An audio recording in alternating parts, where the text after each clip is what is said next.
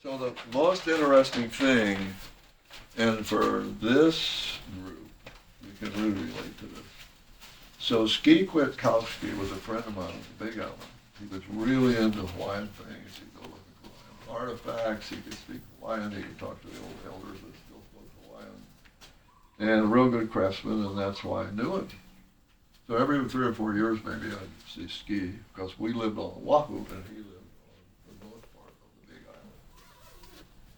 So I had been studying about tattooing because I was working on the gourds back in the 80s, and I got into trying to recreate the Ipa Pavehe, the decorated gourd. And nobody knows what the patterns mean. We know what some of the patterns mean in the Niihau mats. Those are named. We know what those are. But what about all those patterns all over the many, many different kinds of Ipa Pavehe? Are they just frivolous artwork, or do they actually mean something? So I thought maybe I'll study the tattooing. Well, then I found there was very, very little information about Hawaiian tattooing. So I started studying all the other Polynesian tattooing to see what I might think. There's huge amounts of information about Samoan tattooing and Marquesan tattooing, limited about Tahitian or Society Island tattooing, and a good bit of information about Aotearoa because it just kept going. But it's a lot of ceremonial things, familial things, genealogy things, ancestry things in those three places. Very formal, shows your rank one side and the other. And Hawaii, from everything that anybody said since the first visitors got to cook, was very informal.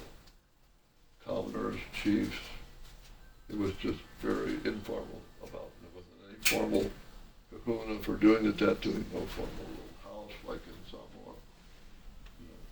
And so here, even Arago said, they're always coming to me to make drawings on their skin so they can run them and get tattooed. And I assure you I do. The most frivolous attitude, and even use things like I saw in school back in France. So he'd just draw anything on them and they run off and get tattooed. That does not suggest that at the time of Kamehameha there was any formality to tattooing. So this is very different than what a lot of people have heard. Some of people will probably start getting more hoo-hoo and more hoo-hoo with me because it's contradicting things that you've heard in the present time. But I should add that with the Cultural Renaissance, and I was here when it began and all through that, and it's still part of it, even though we live on the mainland, we come back and we also teach over there. But anyway, because Hawaiian culture was so slam dunked by the overthrow and the new rules and laws and so on, the culture just really took a low ebb. Everybody, there were so many people coming to Hawaii because it's such a central place. It became more and more and more important port and refueling place. So the other culture was just left behind. And the Hawaiians had overthrown the whole kapu system. That just turned everything topsy-turvy. There was no more elite class function. Even the kawa just got absorbed into the society. So things really got to a low end. Then they started coming back, back in the 60s after statehood. Things just kind of got calmed down about, the former territorial laws and things. Everybody just kind of got more easygoing, and things really started coming back more and more. And I've seen all that. And what I've also seen is a huge amount of borrowing from the other Polynesian cultures because our culture was so slam dunked. They all have these protocols and ceremonies and hakas and things like that. And so slowly but surely, all the different arts and things have developed their protocols, their chants, their hule, ceremonial things, and the way they do things and how things are taught. And like every other society, if they've had a real low ebb in their cultural things, they're embarrassed. Nobody wants to say so, but you're embarrassed when the Maoris come over here and they know their culture, and the Samoans come over here and they know their culture, and the Marquesans come, they know their culture. And even the Tahitians, at least not the ones in Papeete, know their culture reasonably well, despite great suppression by the French government. And so here, we got the reconciliation at Pukohola, 1991, 200 years since the death of Kiowa at the Hale when it was dedicated. Between Tatau and that was Kona and Kohala. have the big reconciliation ceremony, and everybody came. I mean, people came from Samoa, they came from Aotearoa, and they're all bringing all their ceremonial things. And here's the Hawaiians trying to develop ceremonial things so they don't look so downtrodden, which they were, but that's not what people want to do. So all these things that I've seen over all this time is more and more and more build-up of protocols without telling the kids this is not linear. And I don't think that's good, personally. I don't think that's good. This stuff happened. It really was, the culture was beaten down almost out of sight. You really couldn't name your child a Hawaiian name. You couldn't name your child a Hawaiian name, first name. That was illegal. They told all the grandparents and the parents, they literally went to their homes and said, don't talk Hawaiian to these kids, it's not going to help them. I have plenty of kupu who want to tell me that. They're put on a layer, they're watching their grandchild speaking Hawaiian, they're just tears running down their face. I can't tell you, but it's so sad, so sad. I've seen all that. I've seen it. So anyway, so what we've got today is great resurrection of all kinds of things in Hawaii, including the tattooing, and a lot of it is borrowed. A lot of it is borrowed because it had to be. And the only thing I would like is for more people to say, this is a top of beating chant that so-and-so wrote at such and such a time, just like in the music, because we didn't have one that we could remember anymore.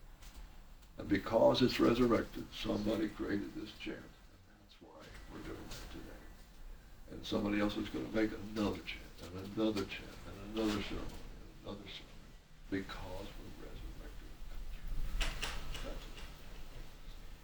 Instead of the kids seeing stuff, and they think that it's just linear thing since way back, like these other cultures, and not realizing what horrible slam dunk happened here. So that's the same thing we're seeing with tattooing, and mixed Polynesian tattooing is what you see all over the place. Most people that have tattooing here, and in Germany, and in France, and who knows where, is mixed Polynesian tattooing, and it's beautiful. Some of it is simply beautiful by mixing the different designs. The cleverest tattoo artist makes some magnificent things on people. I mean, sometimes walk up people in an airport or something and say, "Nice Tatau, where did you get that?" And that's the state that we're at. So Arago is a mess, and that is because there's so many tattoos in there from Arago, and everybody thinks that's straight out old Hawaiian tattooing. So the most clear example, besides these other things that I mentioned, is this. This is one of the most famous ones, and it even shows the checkerboard tattoo on the chest of that chief in color. There was no way to make red and black tattoos back then. But the hyped up drawing of this showed that. But this person doesn't look Hawaiian at all. Right? He looks Mediterranean. Doesn't look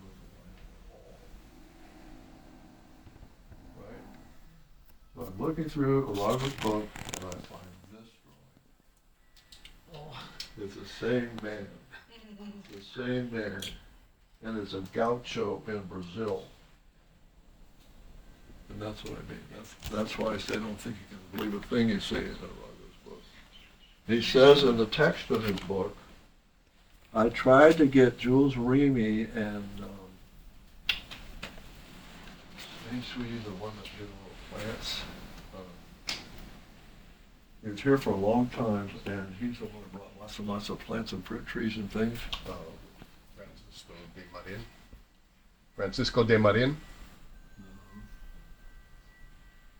Anyway, he'd been here for a long time, and Remy could speak Hawaiian, and so could he. And so Arago says, I went to them and I talked to them. I wanted to know about Hawaiian execution, and they either didn't know anything about it or wouldn't tell me. I can't imagine any reason why they wouldn't tell him. So they didn't know anything about it. They had never seen an execution despite their long time here. So what does he draw? in his book, just the writing and the text that he put to these two people trying to find anything about Hawaiian tech, he puts this and everybody thinks that that's what happened in Hawaii. Don't believe about it. That's my advice. So let's go back to the story of my tattoo. I tend to get off a little tangents like this anyway. But, so ski is over on the Big Island. I'm over on Oahu. I'm studying Polynesian tattooing, intensely trying to find out about the patterns on the Igu Pavehi, which also I've already studied Hawaiian tattooing and found out there's almost no information. It's extremely hard to find information.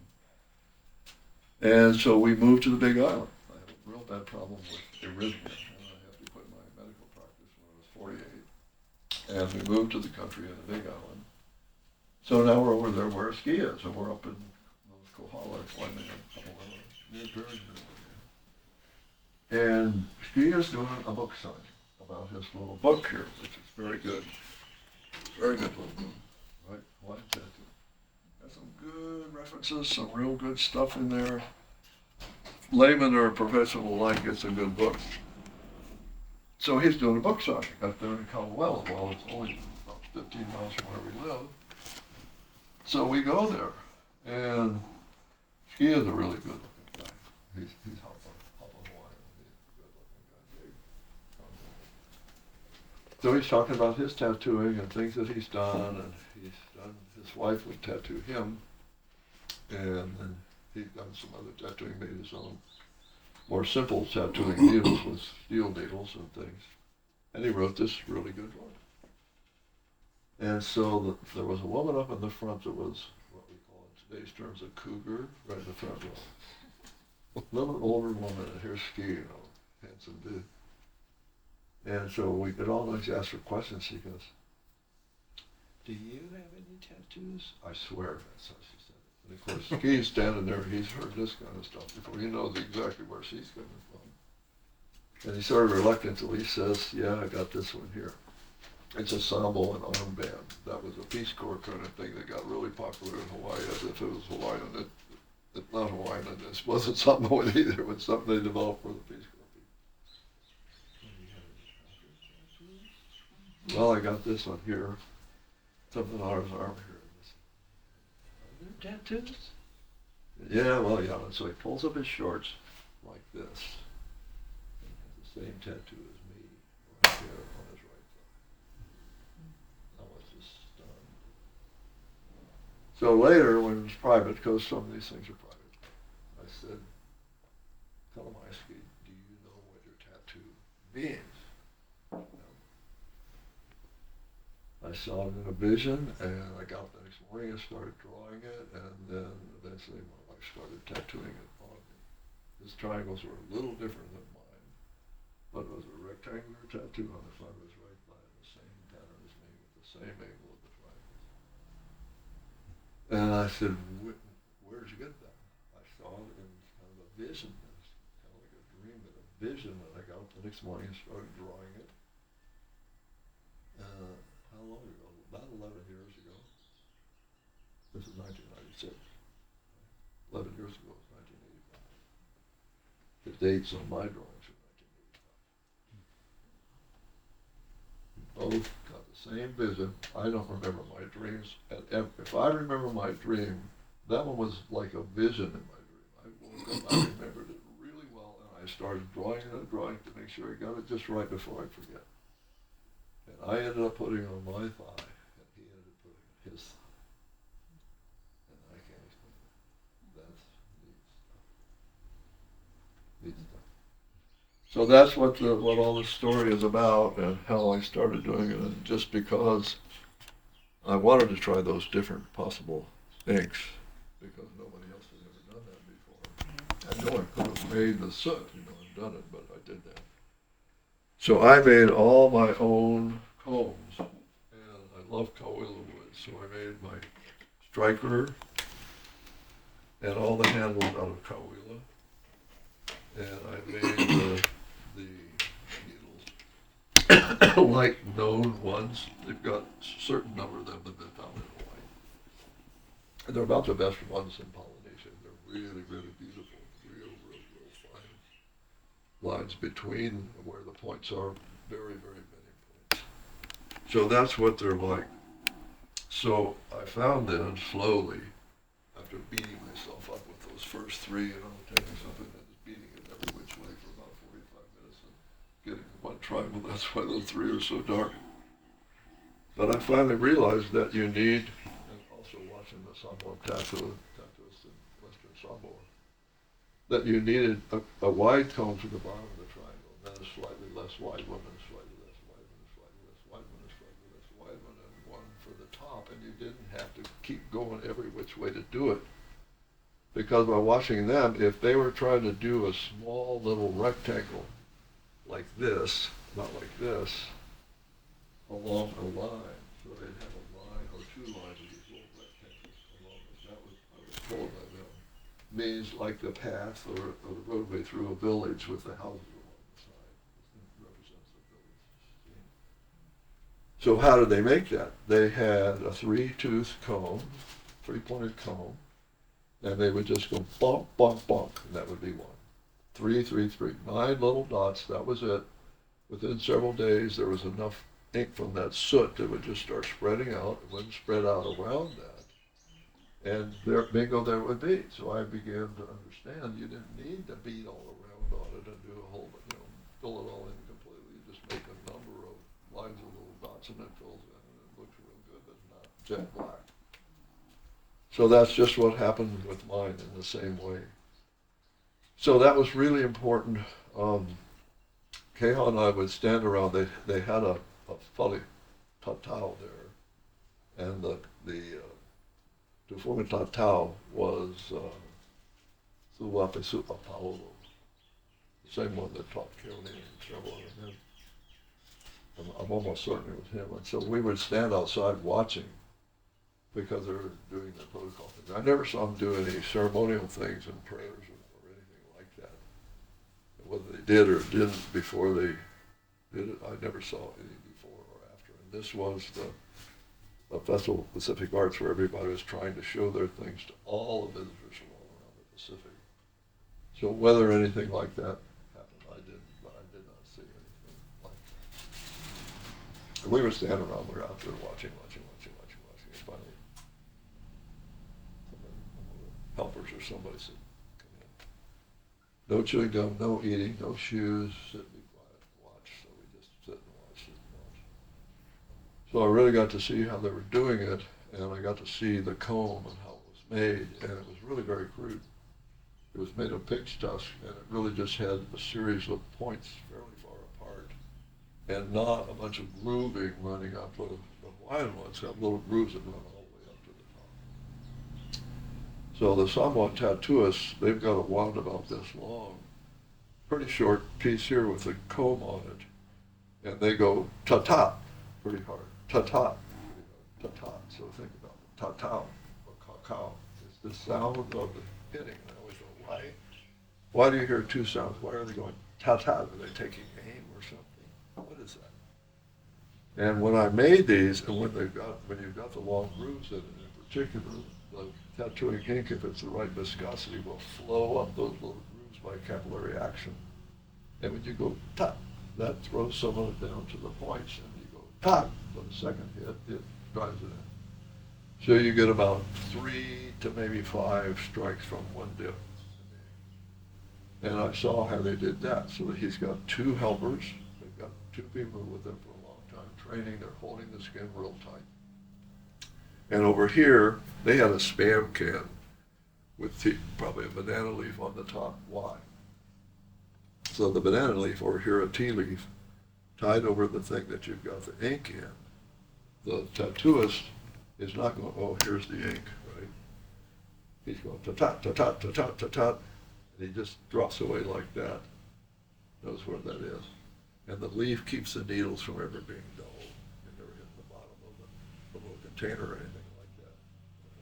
So that's how I do it. And so the guys that are holding, the instant he stops without saying anything, the instant he goes to do that, they let go, they wipe the tattoo spot, and they're right back there when he comes back with the gum. It is really fast, really slow. And I saw a man came in with he had an arm as big as my leg. His arm as big as my leg. He sat the guy down, he took one of the tattoo cones, he got a little ink on it, and just went, boom, boom, boom, making an upper line, boom, boom, boom, boom, making the lower line of a tattoo on his arm. Pretty big tattoo. I timed it. From the time he made the marks to the time it was all done was 33 minutes. You find me a modern tattooist could do that great big tattoo clear around that guy's arm by just a little eyeballing right off the bat in 33 minutes. And they're so good, they know the pattern so good that it's all right there in their mind, and they can take one tattoo cone of a certain width, and they'll do everything there that needs to be done with that width. And then they do the next one with the next width, and they do the next width, and it all just starts appearing like a negative in photography coming out. And you end up. And I've seen a girl lying like this getting a tattoo, chewing gum. I've seen somebody reading a newspaper getting a tattoo. So it really isn't that painful. I did 155 triangles on myself without going through any kind of tortures in my life previously. It's not that bad. I saw one girl that got a beautiful curvilinear tattoo here, right here, from the groin down to here. And she was just sitting there calmly. Maybe she was the one with the gum. And I saw her a day or two later walking. I said, "Oh, how are you doing? How's your tattoo?" And she showed me just perfectly fine. Wasn't scabbed up or anything like that. So to explain that a little bit more, when they do the payouts now, you know, the fancy, someone very formal tattoo comes around here and all the way down the legs, comes up to the pico, which supposedly is the worst part. Painful. But anyway, when they do that, all that is very ritualized kind of stuff. That is really an important thing in the past, at least. But now lots of people get payouts. They just pay for getting a payout. But sometimes foreigners come and get the tattoos done this way. And so the tattooists and the foreigners think it's just the same situation, I think. But there, they'll just go out in the water the next day and they're bathing in the water right there by the town. The water's horribly polluted and they're cleaning somebody up that just got a payout. And they don't realize that people that come from Samoa, like I do, because of dermatologists, you know, you see the people that they come here from Samoa, and they'll have little scars all over their lower legs from impetigo, staph infections when they were little. And they're always scratching mosquito bites and everything. They've all got that. They're so immune compared to the people that are city dwellers, like people from the mainland. And nobody really realizes the difference in the immunity of these different people. So somebody that's Samoan could sit day after day and get a payout in a matter of a few days and not die from it or get all infected. People do occasionally die from doing it rapidly because there's so much soot in their lymphatic system that stops up their kidneys and they actually can die from that, but not very often. So the difference was that in the old times, this was done slowly, a little bit at a time. Same thing in more cases with heavy tattooing. So the chief's son gets up to a certain age. The grandmother, when this boy is born, starts making soot. The time he's born, starts making soot. A little thing like this, a coconut, she starts saving the soot. I just got a ton of staff there for mine, but hers was probably considerably bigger. And so slowly, she collects all this soot for this chiefly person at a certain time in life, probably around puberty, and a bunch of other boys about the same age. So at least in the Marquesas, they would build a special structure for this. They would get these other boys, and I'm sure it was the same way in Samoa. So they come in and they tattoo the chief's son a little bit. And then the next boy, the next boy, the next boy, the next boy. Meanwhile, the tattooist and his whole entourage is being paid for by the chief. They're housed, fed, and everything. And entertained, I'm sure. And so they're going to kind of stretch it out for both reasons, ceremonial reasons and prestige reasons and making money, so to speak. And the chief's son is not being traumatized much at all. He's only getting a little, and a week later a little more, and a week later a little more, and a week later a little more. And I'm sure it was the same way with the Pan and Samoa. So a little bit at a time. But now the artist comes. He goes to San Francisco. He goes here. He goes somewhere. People are dying. They have to pay up. They gut it out and they get it in 3 or 4 days. And that's if you've just had a bunch of tattooing the day before with those kinds of needles, where they're hitting a lot harder, and you'll see me getting with these real fine needles, you're going to be really sore. Now somebody's stretching their skin and doing some more. It's a grit your teeth city. So sometimes you'll see people singing, they're singing or they're soothing the person, massaging them, and so on. So today's world of tattooing, even in Western sampling, is different than it was in the past. So bottom line is that the cultures where they remained very much their old-time culture, and with very much ritualistic, religion-based, genealogy-based, the local in, I'll tell you, for instance, the left side is the male side, the father's side, and this is the mother's side. And if you look at the drawings of the Moko, you'll often see things that are quite different on one side than the other. They'll have a whole bunch of arcs over here and maybe one or none over here. And what the books say, and what I've been told, is that that's telling something about the genealogy and the occupations of the parents and grandparents and things of that person. You can read that. Look at the knowledge, you can really read it. And when they signed the treaties later on, some of the high people that had all this Moko, they knew their Moko so well. Surely by that time they had mirrors, everybody knew their Moko so well. They would actually sign a treaty by drawing their Moko. That was their signature. Nobody else had that Moko. But what else could I tell you? It had gotten pretty decadent in Tahiti, in the Society Islands. By the time people got there and started drawing these things, it appears that it was already heading downhill. You kind of have whatever you wanted, and apparently commoners could have it just the same. When the Marquesas, that was different. Women got some pretty heavy-duty tattooing too. You can see in the books. But it's hugely documented in the Marquesas and Samoa, and pretty well in Aotearoa. I don't know how the German ethnographers and things got by in Aotearoa, who really kept the lineality of their culture. As far as getting the names, but in these books you can see, even in a Moko, you can see every one of those things named. And in Samoa and Marquesas, the German ethnographers just take out every pattern. We don't know hardly anything. We know the patterns from the buffalo mats and a few other things. We think that's the name. So the bottom line of Hawaiian tattooing is that it was rapidly fading downhill even by the time that Cook got here. This wasn't important. It wasn't genealogically important. It wasn't for status in society that was important. And it finally occurred to me why. Because Hawaii was so isolated further away from other people than any society on Earth, 2,200 miles just to the closest place, Marquesas. So once they got up here and got situated and quit voyaging again for at least 300 years or so, no contact with other people, there's no explorers and traders and things coming through with new ideas and new technology. They're just doing their own thing and creating their own new things. And what did they create? Unbelievable tapas, fantastic dyeing, watermark tapa, stamp tapa, all the featherwork, different kinds of ornaments, ivory ornaments, miho palau, all these ranks of showing who you were and what status you were without showing it from your tattoos.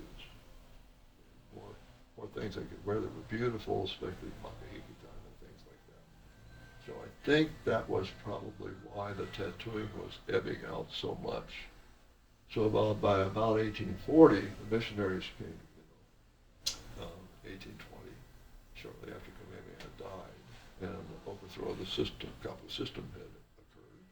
Why was this completely in limbo? And here came the strict missionaries bringing a new kapu system that the Hawaiians are really used to. And so they, okay, seems good to us, I presume, because it just spread all over the place.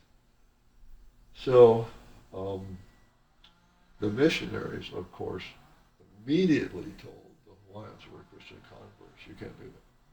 You cannot do that. Like right here in the Bible it says you cannot mark your body, which is talked about for, especially for mourning in the Bible.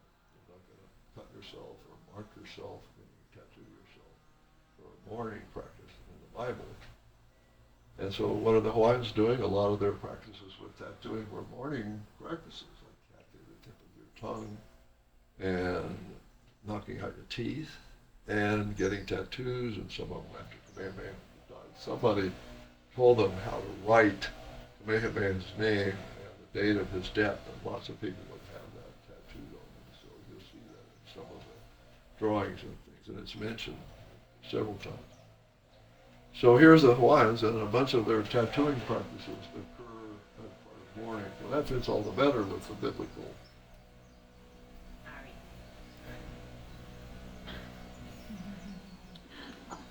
Sorry. Now, one thing I should mention, we're real close to each other. I've got a high frequency hearing loss that's real bad, so I wear hearing aids. So I think I'm talking really loud. And she always says, no, you're talking really, really soft.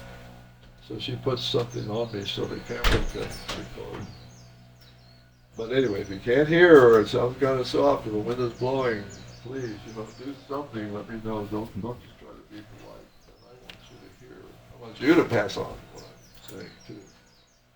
So what happened was, between the time the missionaries came in 1820 and then generations later, 1845 or so, excuse me, what would that be, 25 years, 45. 1845 or so. Tattooing was already taking a steep nosedive. And by the time the ethnographers got here to document Hawaiian tattooing, like 1891, like the other places, they found two people. All around Hawaii, they found two people with tattooing. One person was a Kalaupapa of the colony, and one person was on Kauai. And he had Hawaii birds, the tropic birds here, and his wife's name in Roman letters here. And somebody else, I'm not quite sure what. So we're going to go through a whole bunch of stuff on this. So your patience is thoroughly tried, so I'll try to go through it really fast, because we've already talked about some of it. And then we're going to do some actual tattooing. So are we on Zoom? We're on Zoom? Yeah. Oh, aloha mai. Okay. So, did our guest here just hear what I said? Yeah, he's been watching the whole time. Oh, okay. No boo-hoo with me. Just a messenger, eh? But I got to really watch what I say, especially some places. I mean, look at my skin, and I'm saying this stuff. I could get beat up real easy. So I knew Keone, since none of you had a tattoo there. I knew Keone real well. We were friends when he was young, fellow craftsman and things. And then he had a job at Bishop Museum for a relatively brief period. And then he was a Kumahula, and I saw his halau, and they were really good. They were really good. And then all of a sudden he was tattooing. So I don't know what happened along the line there. I don't know, but he was already in his 20s when I knew him. And Charles Kent died in, what was it, 1987, something like that. So what I've heard is, Kelly says he's got this stuff from Charles Kent about tattooing. Maybe he does, but if he's got it, why does the museum have it and the little group have it? And maybe you do. Do you have? We have all of his. You have the tattooing stuff? I gotta look. I'll look after. Some of it? Yeah. Oh, I'd love to see that. Charles Kent really knew a lot of stuff. He was a very, very remarkable man, born elsewhere, who came here. Not talking loud enough? No, don't Oh, I'm touch fooling it. around with mine. Don't touch. Don't touch. Well, I'm liking to touch my fishhook and stuff like that. Just habitual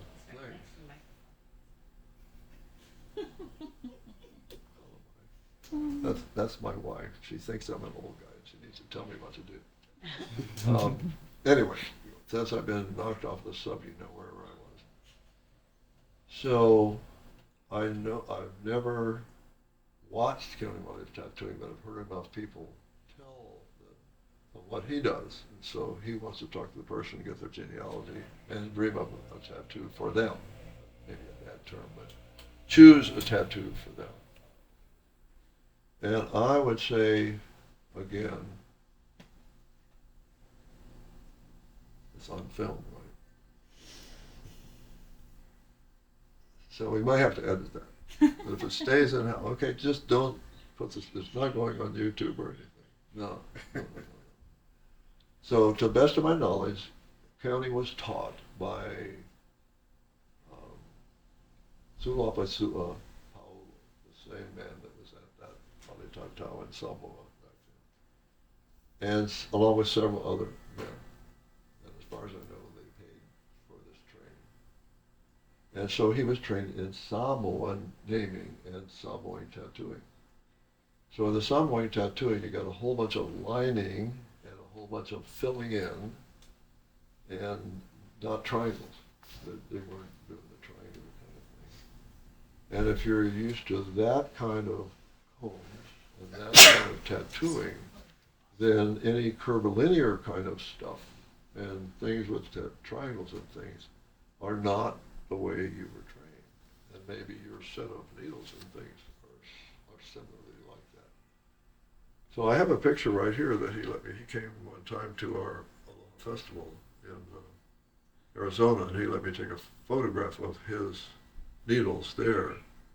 And so we didn't talk about that, but they are probably, some of them appear to be synthetic material, and then some of it could be pig's tusk. But it's a little teeny weeny jeweler saw has been used to cut slots in that. So it doesn't really pull up the ink like the comes like this. But it does work pretty darn good. And then it's attached to, I think, some synthetic material, not turtle shell. Because that would, if you had a short piece of pig's tusk, the pig's tusk curves, so you tend to get little short pieces that are relatively straight when you flatten them down. Then they attach those to a piece of turtle shell to get more length, like original ones probably were from bird bone and things. And that way you can see what you're doing when you're doing the tattoo. So the other thing, back when we were at the Fale Tatau and inside, and I got to see what they were tattooing with, was a piece of pig's tusk with these relatively inefficient, relatively far apart points, not anywhere near as close together and sharp as my points.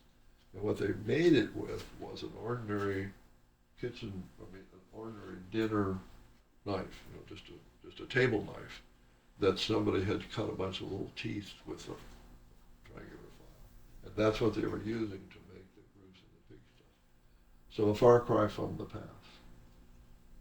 So I tried to make mine, and we should just talk about that for a bit. When I tried to make mine, I wanted the bird bone. Moli, the albatross, was what they were using for the bird bone here. And the tattoo needle here, the comb is called Moli, not Uhi. But in Samoa it's called Uhi, so I'm sure I've heard that county always says it's called Uhi, Uhi. In Hawaiian, if you go in the dictionary, especially the original edition and even afterwards, Uhi refers to solid tattooing and not to the tattoo instrument. Moli is the name of the Hawaiian tattoo instrument, and undoubtedly because it came from the wing bone of the Moli. And a straight line in Hawaiian tattooing is Moli, if I'm remembering rightly, which then comes from the name of the instrument and the word. Why the albatross? Albatross has 7-foot wingspan. It goes out to sea and it's out there all the time, just flying around all the time. So these huge big wings have to be incredibly strong. A little bit of flexibility, unbelievably strong as far as bird bones go. So I was gifted some bird bone, and I worked with that on a real young bird. A younger bird wasn't any good. The bone wasn't good enough, but a mature bird it was. And as far as the Moli, I happened to see a skeleton of an albatross at a museum. There was a mounted albatross and the skeleton, which I'm sure it takes forever to put together. But I was able to get a close-up, and I could see that in the whole wing, these two bones here, the radius of the whole us, right at the end of one of them was a flat place. And that's what you need, the flattest place on the bone. Try to flat it down, then the more rounded and small the bone is, and less flat it's there. When you flatten it down to try to make a comb, you get less and less and less and less bone. And later you might want to look over here. I've got some turkey wing bone here, and I've got pig's tusk and a piece of the pig's tusk. And this is a wild turkey leg bone. That's got a pretty good piece right on there. And so if you really didn't mind being a little non-traditional, wild turkeys are pretty tough, and they're mostly on their legs, and there's some pretty doggone good bone right there at the end of a turkey leg bone. One of these days I'll make something out of that. And as far as making them also, they use, from one old picture that I can see, this got a curving comb attached to the handle. It has an irregular pupa in it. That's got to be shell. It's got to be shell. Because the pig bone and the pig's, or the bird bone and the pig's tusk doesn't get that irregular pupa. That's those boulders in the shell. And then some of the other ones are real curved, and that's probably pig's tusk too.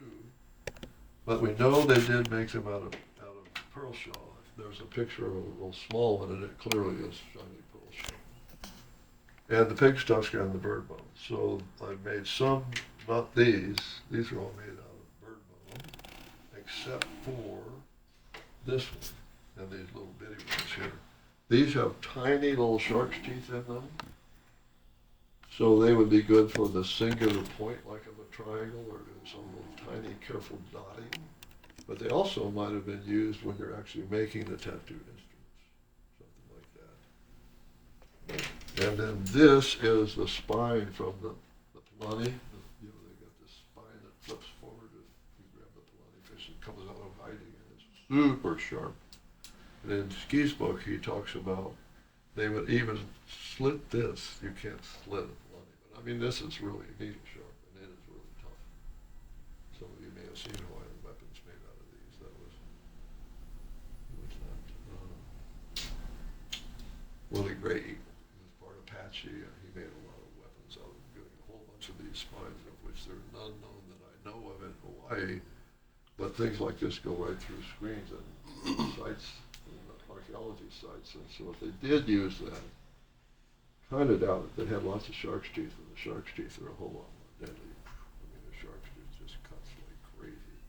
But this Polani spine was my single point comb. And then this one is two pieces of the bird bone joined together with a bone piece on the back, tied to it with little pukas. And so we know that they use vertical bone supports or horizontal bone supports. And in the book there, by Tricia Allen, I believe it is, or possibly even Ski's book, it shows the actual Hawaiian tattooing combs with the little holes in them. And so how do you drill a teeny weeny little round hole through this stuff? I think it was Ski's book. I think it was Ski's book. There's some little kind of a borer that was in the sand when the surf comes up. You dig around, you find these little things, and some of them are straight and tubular. And you can actually see on one of the combs where it broke right at the end and they abandoned it. You can see where they were starting to make the hole. And these are perfectly straight drilled holes. There's no conical hole like a pump drill. And you can see how it's partly cut through with something that was tubular. You can take anything that's tubular and put in some sand or something, and either it or that plus the sand will bore a conical hole through, a straight hole through something.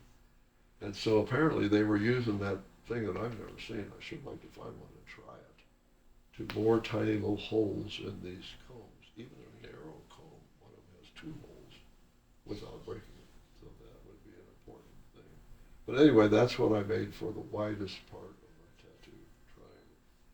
And then I made another one that had 18 points, I think.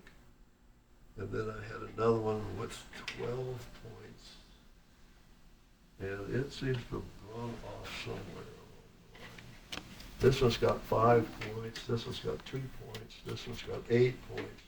This is a new one that I made with pig tusk. It's medium width, but it has 16 points because it made it real close together. And so we'll see how that works when you're doing the triangle.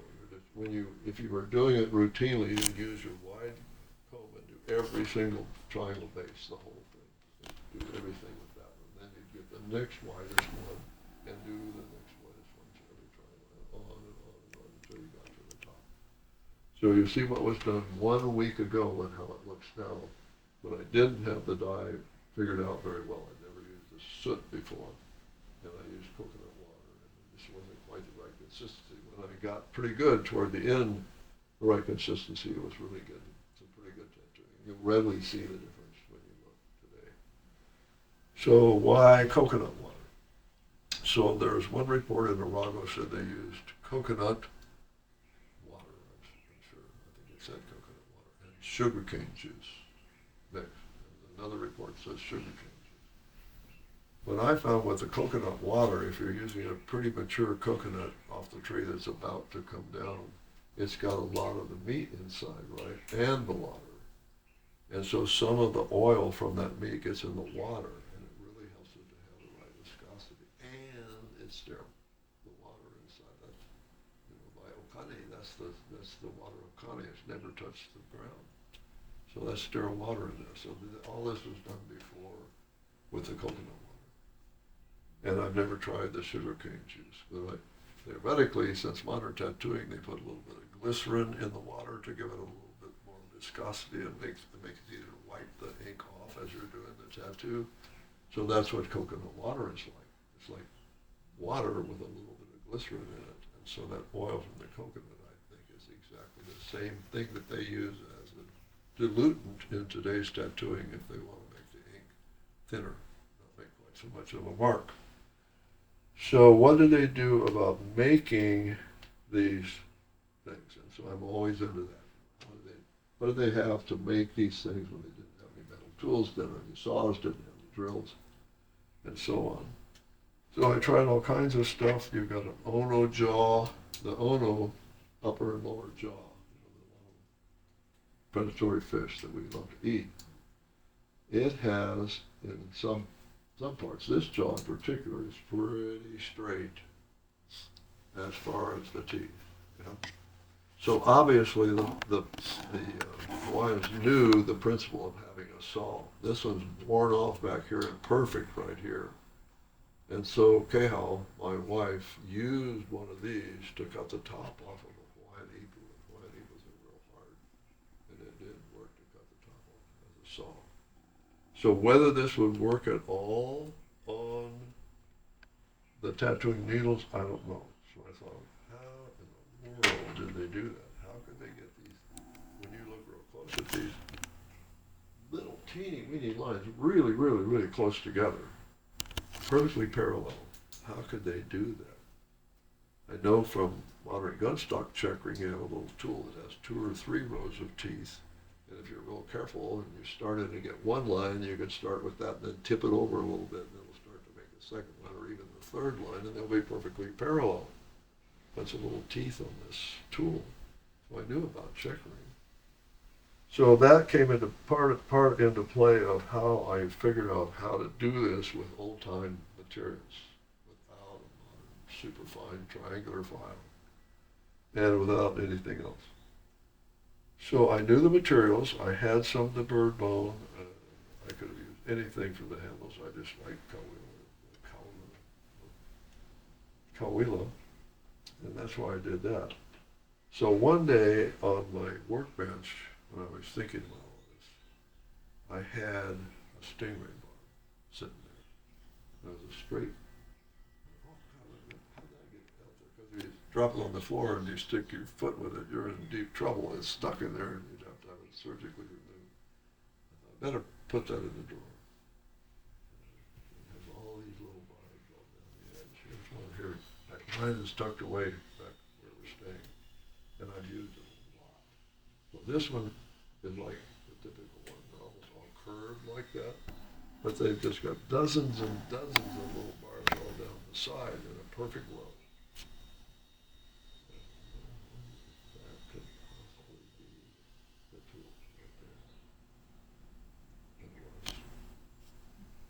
this will cut bird bone, it will cut pig's tusk, it probably would cut even pearl shells once you straighten it out. It's very slick. Because the pearl shell, to me, when I'm working it with other tools, seems to be slightly softer than them. But the pig's tusk and the bird bone seems to be pretty close to the same hardness. So how could they possibly get things in a row? And I thought, yeah, well, they're not going to lie about stuff. And I made this little tool here. This is Kauai wood, a favorite wood for paddles and weapons and things. And I got two little baby shark's teeth that were exactly alike. Made a little slot in the end down here. I ground the sides of the little shark's teeth so they'd fit together. And I put them in there with the gum, and I had the equivalent of one of the modern checkering tools that were a two-line checkering tool that doesn't have multiple teeth, it just has two teeth. So then you get a bamboo ruler, and I didn't bring that either, but bamboo splits straight. Bamboo will split straight. And the same thing, shark's tooth knife is in our other stuff where we're getting another time. Didn't get put in today. So if you got any kind of a small shark's tooth or your shark's tooth knife, and you got the bamboo ruler and you work the bone down until you get a nice flat piece. This is actually pig tusk. Pig tusk is a little bit curved, but the bird bone would be straight. Then if you use a bamboo ruler and you take the bamboo knife, you can make a little cut with the shark's tooth, not the bamboo knife. So now you've got one. And if you can deepen that down, what happens with bone especially is it starts getting kind of wavery. You can't get a real straight line to hold. But if you get it started and then you've got a straight stingray bar, you can straighten the line right out. And once you get a little bit deep with this, you can take another shark's tooth of any kind and turn it the other way and work it back and forth in the groove and deepen the groove. And once you get the groove deep enough, how do you get the next one to be the same width and the same width and the same width and the same width? I think the answer, because I knew about checkering tools, is that. Because it works. So if I've got one line cut and I put this in there and I use the right tooth and tip it at an angle and work back and forth and slowly tip it over upright, I'll start to get the other line exactly parallel. Then again, this, and I get it straight, make sure it's real straight, get it deepened enough that I can use a sharp's tooth and it'll stay straight. I get that line cut as deep as I want, on and on and on, you can go across. So how did they do like a tapa beater with all those real fine parallel lines across the iakuku, the really finished type of tapa beater? Got a piece of kawila, and I tried these tools and I made all the way across the top of a piece of hard seasoned kawila with these tools, including the stingray barb. So I've done the stingray barb, I've used it on the bird bone, and I've used it on pig's tusk some, and I've used it to make all those grooves, and it's still going. It's worn down a good bit, but it's still going. So if you had a bunch of stingray barbs, you've got to have a bunch to find straight ones. I think that's the answer. So recently, just even in the last month, I read that the Polynesians had the most advanced tattooing needles of other cultures. They're the ones that developed these multi-piece tattooing things. Like some of the ones in Samoa are about this wide to do big block areas. And they're just stitching them together, like I said. But because all around in Polynesia they had that, and all the other cultures didn't have it, that may be why they developed the high-end tattooing needles, especially the ones like they had here in Hawaii. That little thing, because it was lying on my tabletop one day when I was thinking about this, was the eureka moment. And I think that's the answer right there. So what else did they have? They had the cutters on the back end of the kala fish. You know, the fish that has the thing sticking out of its forehead like this? That skin is what you use on the punio drum, another unique Hawaiian thing. And you also, I'm going to bring that because it's in our other set, you can use that kala skin as a finisher on wood. It would be one of the later things that would you use. Maybe you would use use shark skin and stingray skin and then the kawa skin as you work your way along, polishing a bowl or doing something like that. But on the back end of the calafish back here, they've got a cutter. It's not a barb like that that comes out. It's just there, and it's super hard. You can pass that around. It's super hard and super thin and super sharp, and that works. That is also something you can cut with. So I've tried that, and I did. There are other things that I made a little tool out of obsidian, which is volcanic glass, and mounted it in a bird bone with some gums here. So that would work good. The volcanic glass is pretty soft. So if your initial cutting and things like that as a scraper, it would be pretty good, but it's not going to last very long. And Hawaiians didn't have flint. They had a little bit of chert type stone, close relative of flint that I've seen on Lanai. A little bit of obsidian. There's some fairly crude obsidian pu'ua'a on the Big Island and the North Slopes of Lanai. And I saw a few chips of good obsidian on Lanai one time. I have no idea where it came from. So that would be one possibility. And then working down the other thing, and those little things that I was trying, I was obsidian, and I had a flint-like piece, and I had a piece of beach vine that was a white shell, a pretty small shell, some white shell. And because it wasn't worn very much from being rolled around in the surf, it's got to be real hard. Bingo, I tried that. I sharpened the edge, and I tried it, and it worked. It works on the bone of the big stuff. So that's another possibility. And how do you do that when you're trying to sharpen things? Bone or that is coral. Just very low coral. That was in Spain, but plain old white coral, the real fine grained stuff. You can get a good piece of white coral and some rough lava that's flat and start rubbing it and make a file in 5 minutes or less. If you really rub it, you can get a two-sided file that's only this big at the top and sharp down at the bottom, perfectly flat.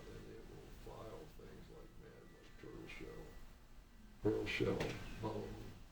It's a great finishing file. So that's just an example of that. And I wrapped them all with olonolite cord because the fabulous cord in such Hawaiian sand that was better than any other natural fiber on earth was olonol. And that would be what they were doing if they were tying those bone support pieces on there or tying them on the top of the combs. This is a real good piece of ala. The basalt, like you made the adzes with. This is the really super stuff. If you could pass that around too. And some of you have seen things like that, but you don't find that a lot very often. That's the really good stuff. If you're going to make a chisel, some really fine little blade or a small little adze to do really fine cutting, that's what you want, like that. So that's my grinding tool. And what is my grinding cup? Opihi shells. I just smooth the edges, and so a good opihi shell all cleaned out makes a real good small mortar. Like crushing up the color of the charcoal, grinding it up. And then you've got another one like this, just a beach fine. Well, it might have been, it's got a pukahira. It might have been somebody's modern version of the AA. I don't think that's really an old brick, but see what it's like inside? It's like china inside, perfectly smooth. So it's a real good thing to grind up pigment in too. And then I've got a little mini cup here made of new coconut. So if you were trying to put just a little bit of oil or something into a tattoo mixture, you can pour it out right here, just a little drop or two at a time.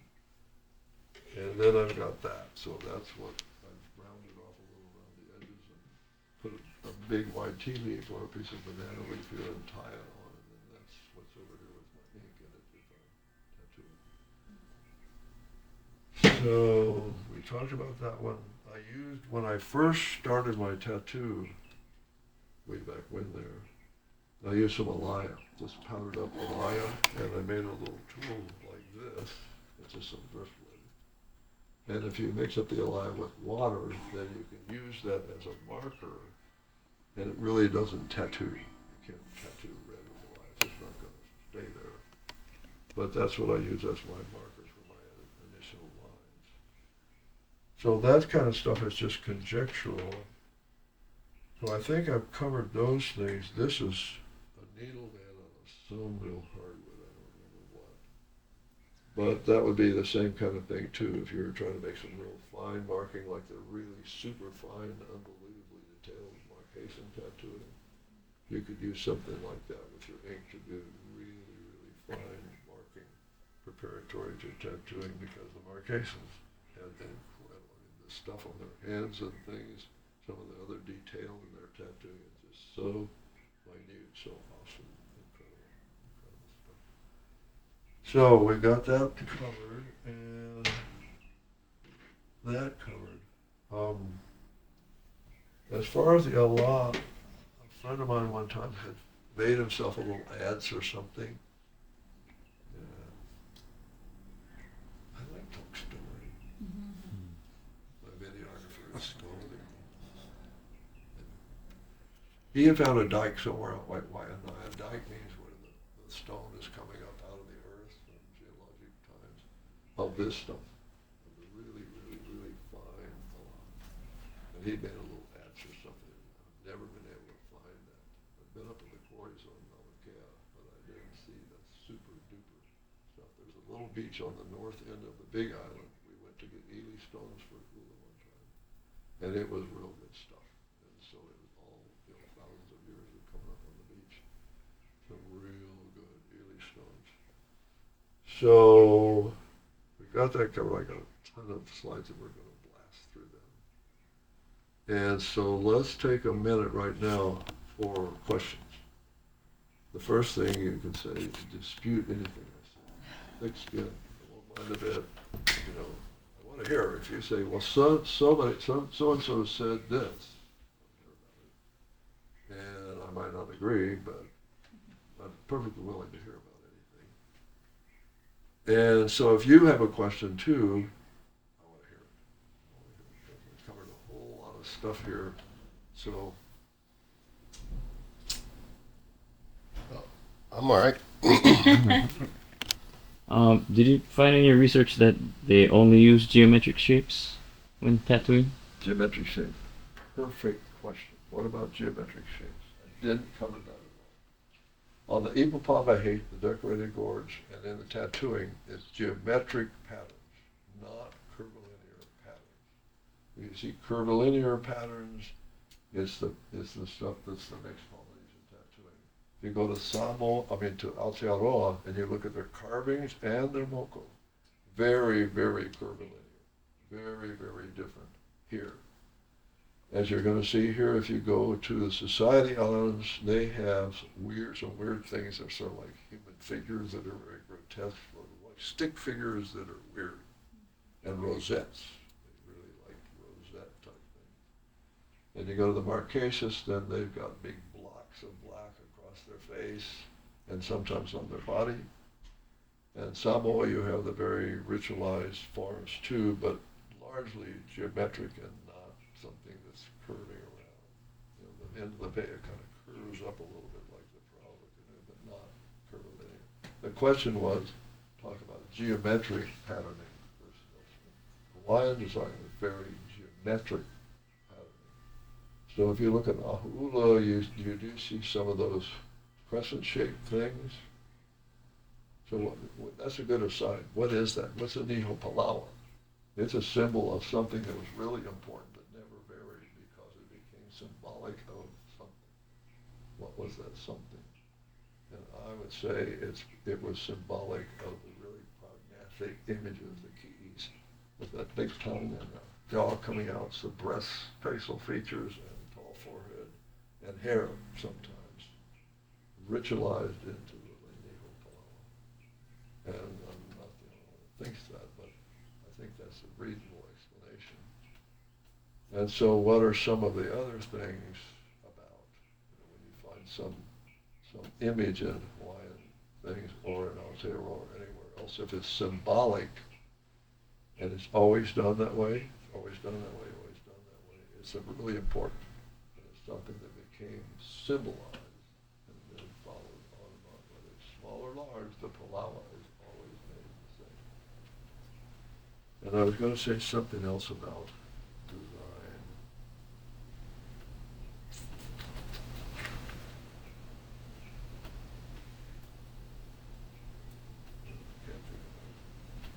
If you give me enough time, I will think about it and a whole lot of other things, probably. So let's, oh, I didn't ask you, so you said in geometric, that's a beautiful question that I didn't cover. Anything? Yeah, your question comes in always behind all the time. Question? Anything? Question? What's the significance of the triangular shape? Is there That's the thing. background? See, what is it, especially here, when it's sitting in triangular shape. So we really don't know. You know, if you look in the front of Ski's book, here it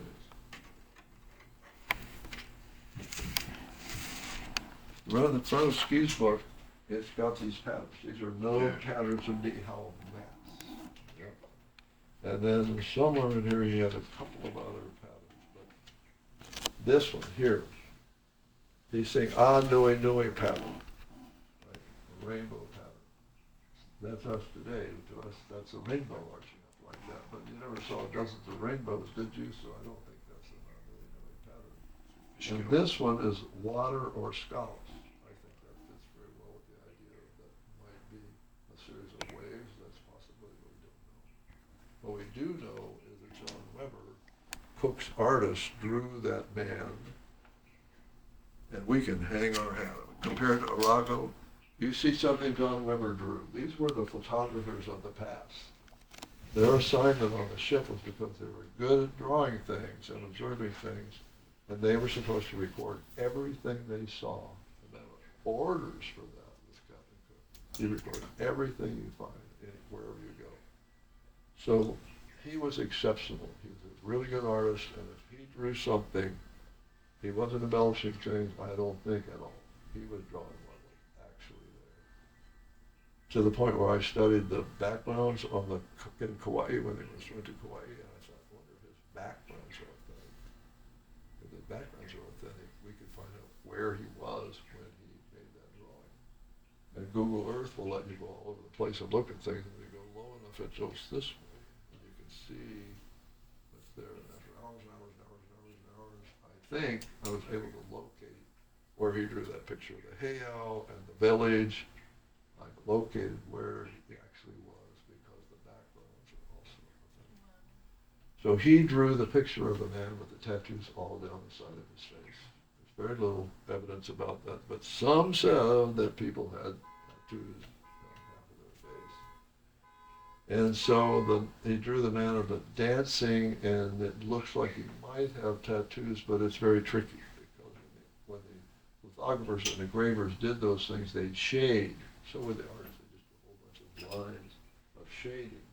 Well, it's hard to differentiate sometimes, especially if the picture isn't too clear whether it's a tattoo or it's just the shading. But he also showed some triangular things running up here, and even one of the books that's redrawn is not quite right. But it looks like a pair of lines with triangles on each side if you look real close, but multiples of those. And then up here it's got that pattern that I know. John Kaimikawa, the well-known kumahua, told me that that's bird feathers. And so when you raise up your arm, it's made this way. When you raise up your arm, it looks like the bird feathers. So I don't know. I mean, John wasn't into any kind of stretching, but I think maybe that's just conjectural. We really don't know what that pattern is. I mean, nobody told them that's rainbow pattern. It's not anything like that. That's just thinking like that. But then what about the rest of his arm? William Ellis, the surgeon on Cook's ship, was a real good artist. And he drew a man sitting in the chair that was in Cook's cabin. And they're seeing him from the side, so you can't see the tattoo over here. But you can see those same tattoos here and here, and he's got tattoos going all the way down his left arm and all over his left hand. So he might have been a hula John Papa, he wrote that the tattoo players who played the Ikuheki would have their left hand beautifully tattooed. So maybe he was something to do with hula, and that's why he's tattooed all the way down here. So that and his hairstyle and that tattooing, I think you can hang your hat right on that real well. Because that's what he saw in all the village scenes, and he showed a little bit of tattooing on Kauai. A man had his lines down his back and some stuff down his left leg. It looks like the other man has some tattooing. We can't see it very well, but that's the original drawing. I think you can hang your hat on that too. So great questions. And you think we can just roll on because we got 11 o'clock already. Okay, roll it. I think I don't want to go more about 15 minutes. There's 185 slides on here, but we're going to go blasting through just the first part of it. And then if we have time during lunch, I'll tell you, and we'll talk about some of the things that are written in those books that are quotes from here and there or commentaries from him. And Tricia Allen, which I should mention, she wrote another book in 2005. She wrote her master's thesis at UH on tattooing, and then she was writing her PhD about that, and she got so interested in it that she quit her PhD and became a tattooist and did all kinds of tattooing. So her book is super good. She's from academia, everything is referenced, there's all kinds of stuff in there. But both of them study Ragu as much as I have. The three of us, I think, are the ones that have studied tattooing. And no insulting, maybe 10 others that I don't know about. But they wrote the books and I didn't because they beat me to it. Okay, so this was just for general audience. It's going, it's working. General audience about, familiarizing people with where the equator is and where the Polynesian Triangle and Micronesia and Melanesia are. The best map I've ever seen. And look where Hawaii is. Stuck right up in the middle of the North Pacific with nobody else around. Well, this was what the whole talk was about. This going through all these slides takes at least an hour ordinarily. How it began for me was a story of my tattoo.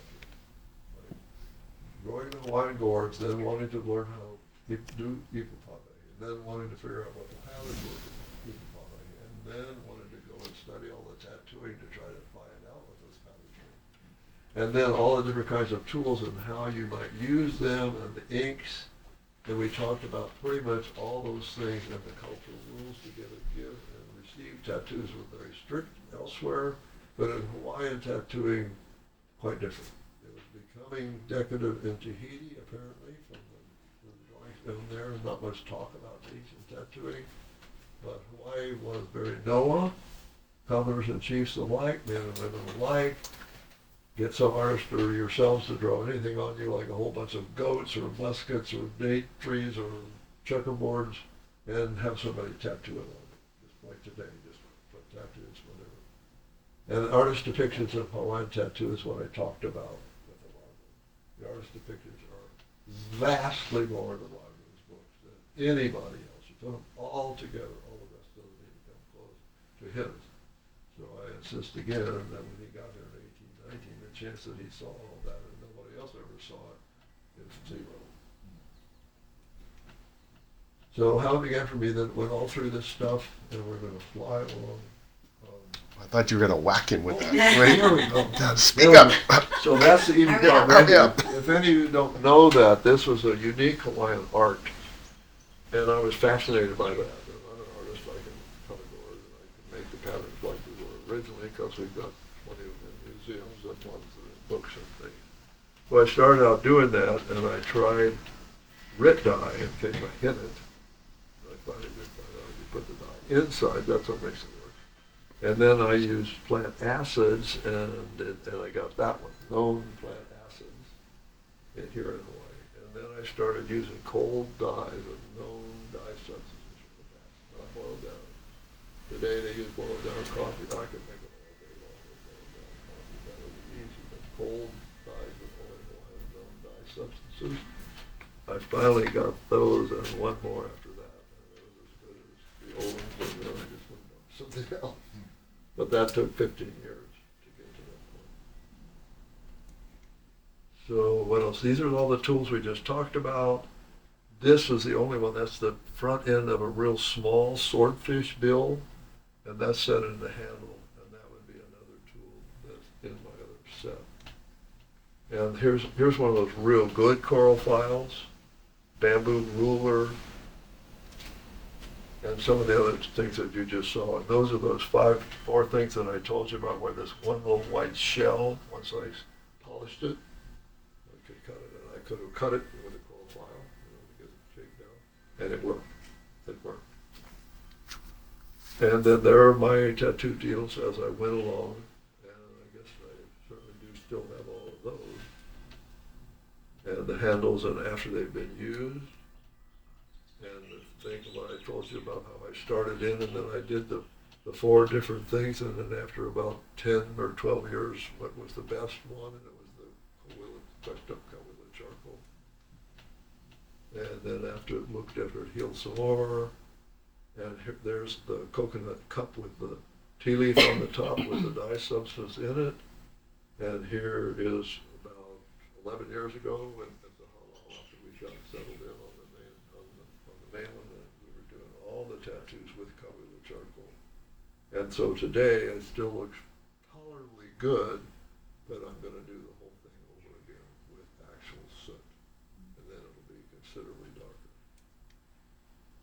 So the same pictures you just saw, and how it looked right away, just a little bit red, just a little bit swollen. And that's immediately afterwards. And right then I think, let's go back. You can see clearly all the little dots and how few there were. And yet I still got a pretty good tattoo to this day, and I was using a subpar tattoo ink. So I learned that by watching those supplement tattooists, how few pukas it took to make their tattoos. And here it is after, right then I think, and the next day, I think that was tiny little scabs, that's all, not swollen, not red, nothing. And it just went on. This is just a progression, and the one you saw when I was 75, 6 years ago, how it looked. But it's not too bad considering it was done with the bone needles without very many pokes, and with a distinctly subpar tattoo ink. So the history and the evolution, this is just going through, once the sailors, even on Cook's ship, even at the very beginning, they were getting tattoos. They got back to Europe, and it just went crazy. I mean, princesses were having tattoos put on them and things. And the whole saga began. And so sailors everywhere were getting tattoos, and it's fun to look at their patterns of what they chose. I mean, she's got this girl leaning on a lion, a big old eagle over here, and there's a hummingbird and a butterfly and a palm tree. And then here's a guy who pretty girls, and we know he's a sailor because he's got an anchor over here and an anchor over here and an anchor over here. And we've got a cross and a few angels. And then, this lady, wait, we've got to go back to her. Okay, she's got the lions and the butterflies and everything. Oh wait, that's not the one. We've got to go. This is the one. Okay, she's got an Indian chief, and she's got a snake, and she's got some initials and butterflies and a swastika. That was really crazy stuff. So here there's about 10 tattoos. And so you guys watch. Now you watch these tattoos and you tell me which one is traditional Hawaiian tattooing. Okay, that one. That one. That one. That one. That one. That one, that one, that one, that one, and I think that's it, yeah. So that girl's leg had the patterns of what Weber's drawing was, on her leg in a different place. And I didn't even talk about Emery's work. His paper's got they found some mummified skin, people, in a real dry gulch on the Big Island. This was 1939 when he was doing this. I'm like,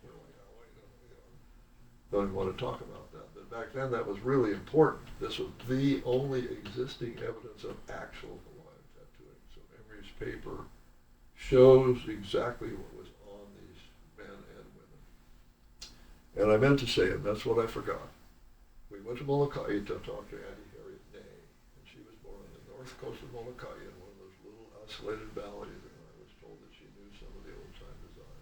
We purposely went there and talked to her, and she'd had a stroke, and she couldn't stay too long. But she readily told us, she said the M-shaped pattern, the W-shaped pattern, like the top of that one group called the Hey I Made. Am I talking too soft? Oh, calamine. But thank you for letting me know. Okay, we don't have any microphones today. Well, I do. Maybe a school time, a beautiful microphone, but I just think I'm talking perfectly fine. But I'm not. So you tell me, louder or whatever you want to say. So Auntie Harriet Ney told me that a double line with triangles on each side is a genealogy. That would be the male and the female side, I think she was trying to say.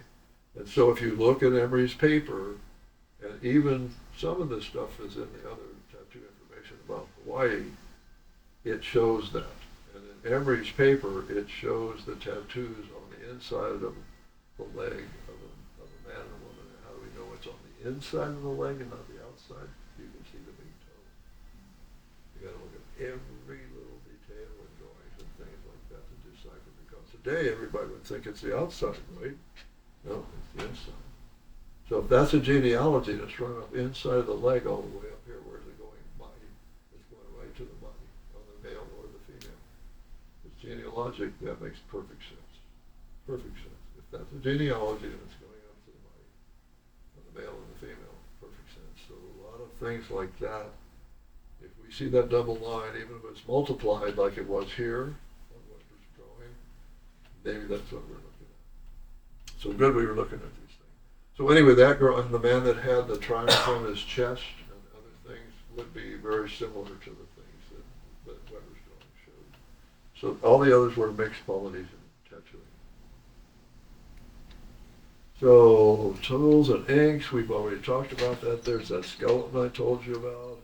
And this one bone here has a flat right on at the end, and if that's the only one that was any good, you only got two pieces out of all the albatross. So if they didn't have a lot of albatrosses in any particular area, say it was in Samoa, they wouldn't be making it out of that. So here, if they had enough albatrosses, which they probably did, like on the islands off of Kauai and things like that, maybe that's why it became named Hawaii here, the name of the albatross. And we're just going to roughly saw all that stuff before. Pump drill helped to drill little holes. That's a stingray bar mounted in a handle. And these are tools like would be used to shape wood, like the handles. And all the little things I just showed you. My tattooing needles there. And this is some commentaries. This is about what cases and about what happened and how they collected. So I've seen that in Samoa, how they did it. Burn it in a real low oxygen atmosphere, like a little miniature house. And then you've got a coconut shell and a flat rock here, and it keeps collecting the soot, and that's how they would collect all the soot. But there, they were continually tapping on the rock. Why? Because when the soot's coming up from the flame, it's got a lot of little particulate matter in it with it. And by the constant tapping, I think it was knocking off that particulate matter that you didn't want. You just wanted the pure soot.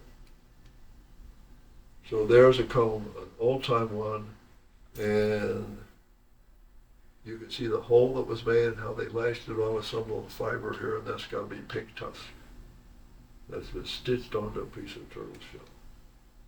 And here's the one I said it's got to be shell because it's got this odd puka in it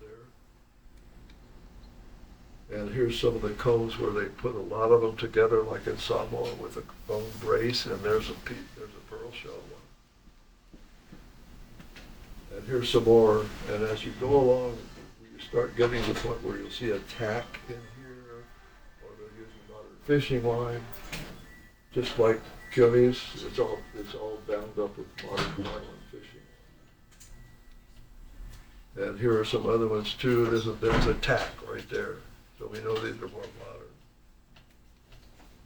And those are kilnies, like I said.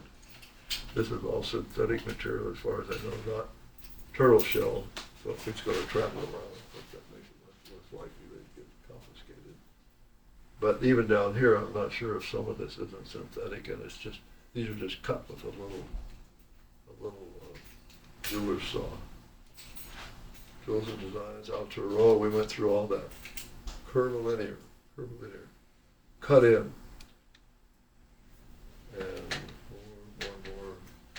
This is just a chisel from, I'll tell you, a real simple one where you cut with it instead of pointed. And there's some more supposedly jade cutting tools, and they also have the bone type too. I'm going to go through this real quick. That's a whole set that's all steel. Very advanced kind of stuff. And this is the kind of thing where you get the artist drawing, and then pretty soon it's morphed in some other book, how it morphs, all sorts of morphing like that. A carved head, this would be the male side and the female side. The female wasn't as high ranking. You see how it doesn't have as much marking up here? And then here's all the names of the tattoos in Aotearoa. Here's somebody who's really high ranking on both sides. He's just got every kind of mark you could possibly imagine. And here's a man you can clearly see that they were cut in, not just tattooed, but he didn't have much rank up here. I do see suggestion of something here, so maybe there's more there that we can't see, at least on this side. And same thing again, cut in stuff. Sometimes they would embellish the drawings, they draw things on them, or they retouch the pictures, just like lots of old photographs. That's the women. Hers looks like it's cut in, and so does hers. So whether it was something retouched on the photograph, I don't think so. Both of them have a complete Western outfit except that. And I've seen the women today, and if you do it with the blue-black ink, beautiful, really, it's just somehow very attractive.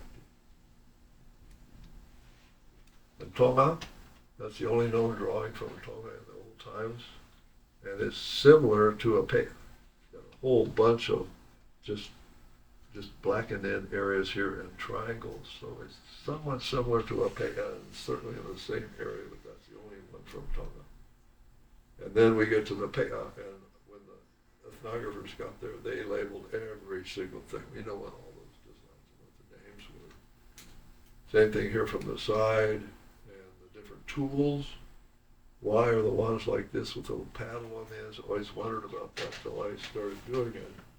So not only do you have a nice striker on this end, but if you want to turn it around the other way, you can quickly wipe off the blood and the ink and see what's going on. So I think that's what that's for. I don't think it's just for holding it.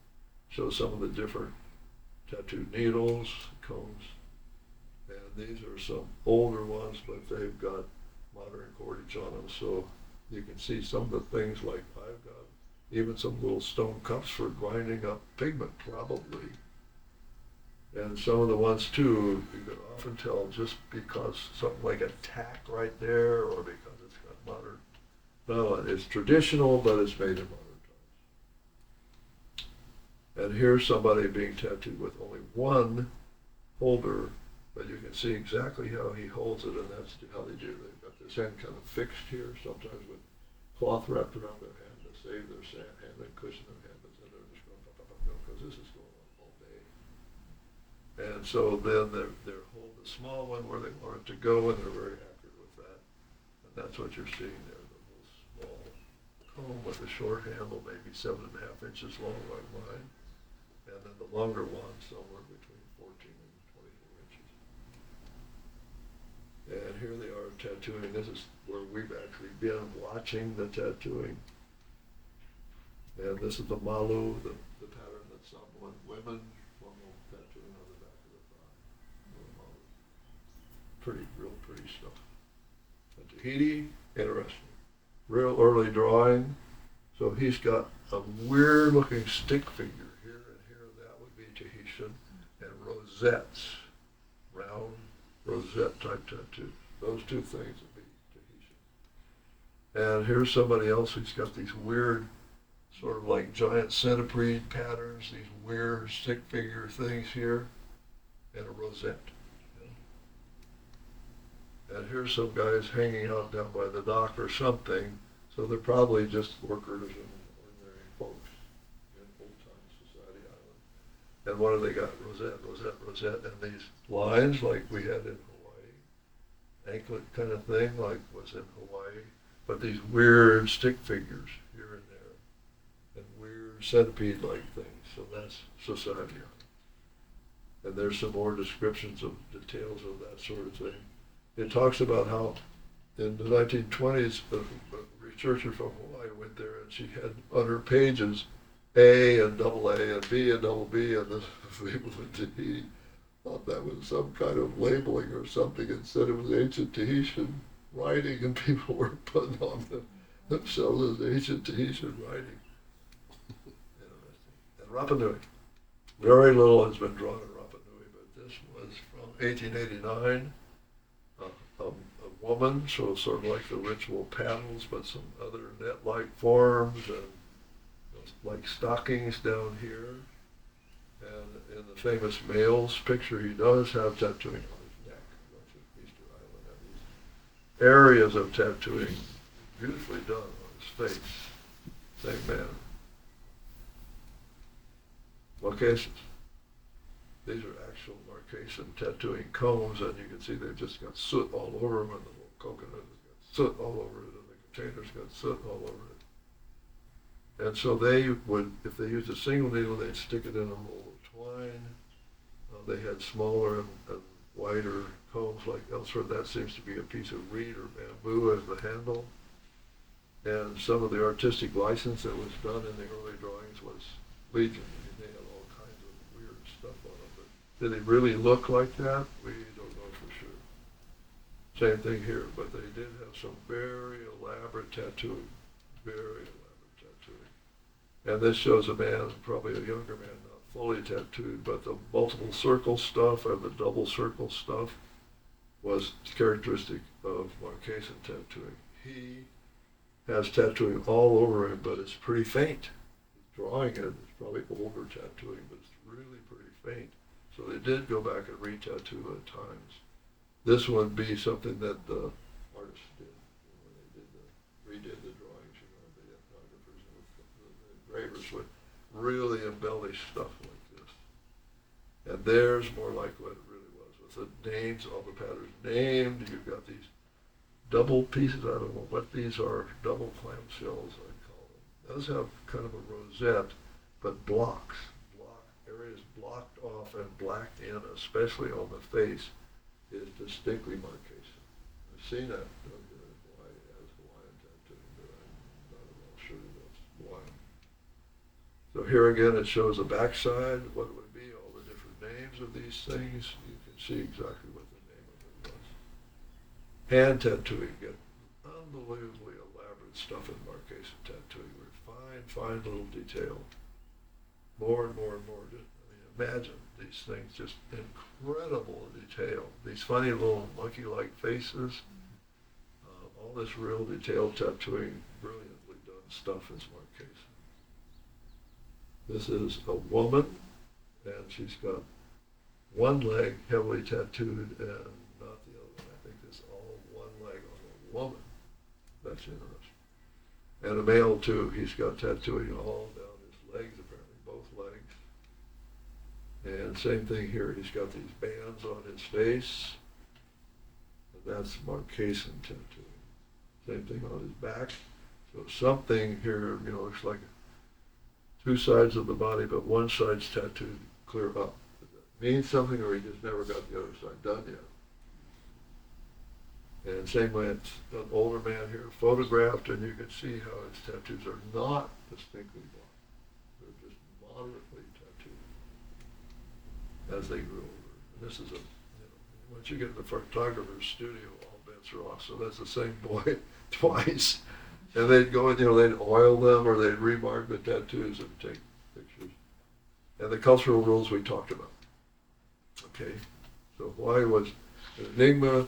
That's Tricia Allen's book. Get that book, read all that book, look at all the references. It's really, really good. Except she and Ski were both taken in by a lot of this stuff and make a lot of comments about the stuff from a lot of Ski's book. And this is the book I mentioned, the paper, it's a long paper by Emery, and it's really, really good, published in 1946.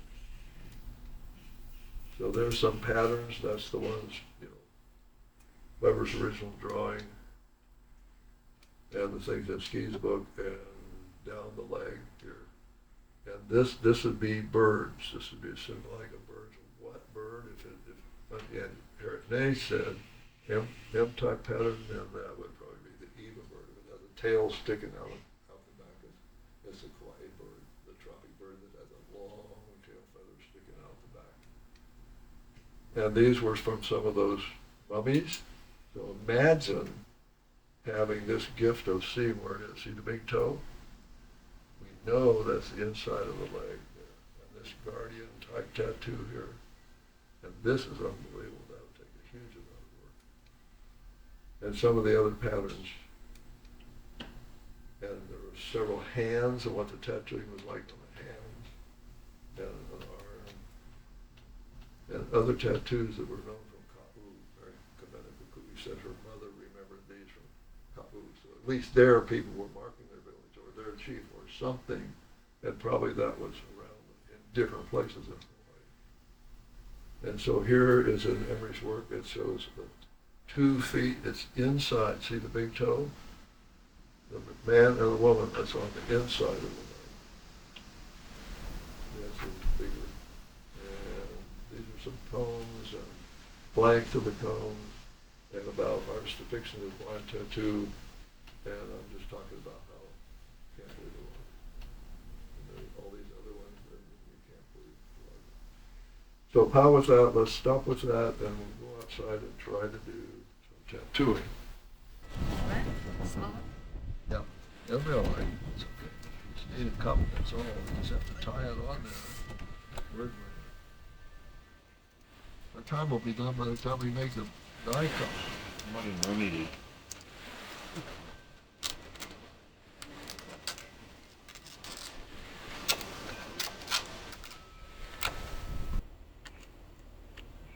Challenging, huh? Most difficult part of tattooing is the little holder. Honey, it's up there at the top there. It has to be further down. On your side, it has to be further down. So now it's slipped over here. Okay, start over a little bit here. I got it on this end. No, it has to be.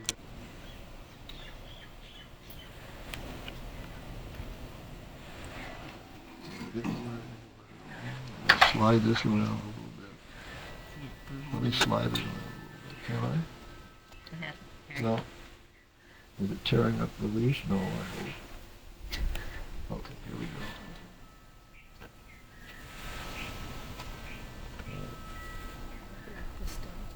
Yep. So it doesn't have to be too tight across the top. We want it to cup in a little bit. Now, is it okay, no pukas? Can we push the middle in a little bit? Yeah. Okay, go ahead like that. Push it in a little bit. Now somebody press real hard right there. Don't put your finger on the top there so it's going to split. Just hold the cup so that she can press on this side. Right? Okay, you got it? All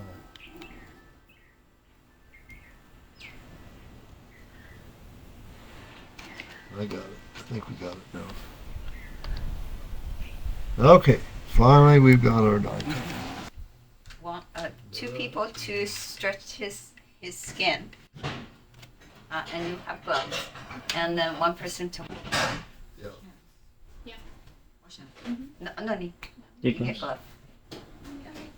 I'll stretch. I don't know, just. I'll stretch it, yeah. Okay. Okay.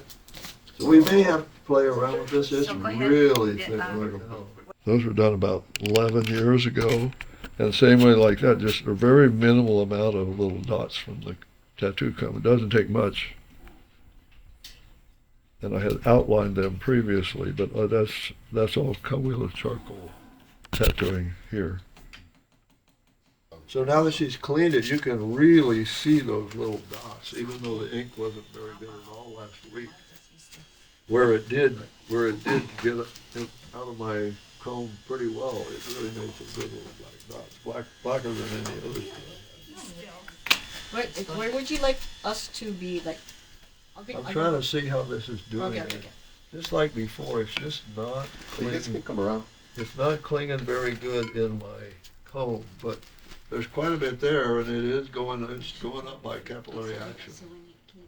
So I'm getting somewhere. This one's got I had to redo this because copper broke through in my teeth, and when I redid it, I got up into the thinner part of the bone, and so it's still got about 3 teeth missing. So this is for the base, Battle scars. and so what we'd be doing, if I was going along here, I'd be just trying to do the base again, one hit, like this. And I go to the next one. And so I got 2, I think, now that's all.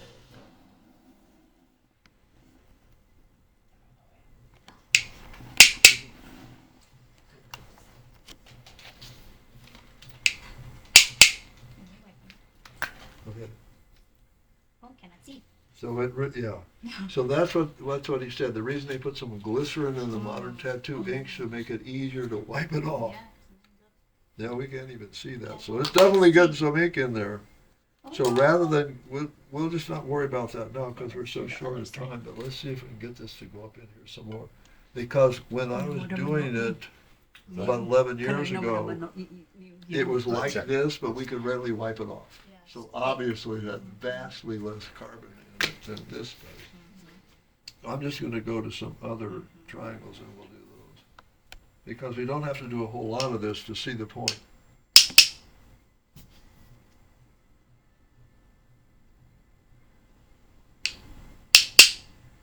So again, what I'm trying to do is throw a little bit of ink down with the initial slight tap and then hit it again harder. And hopefully it's going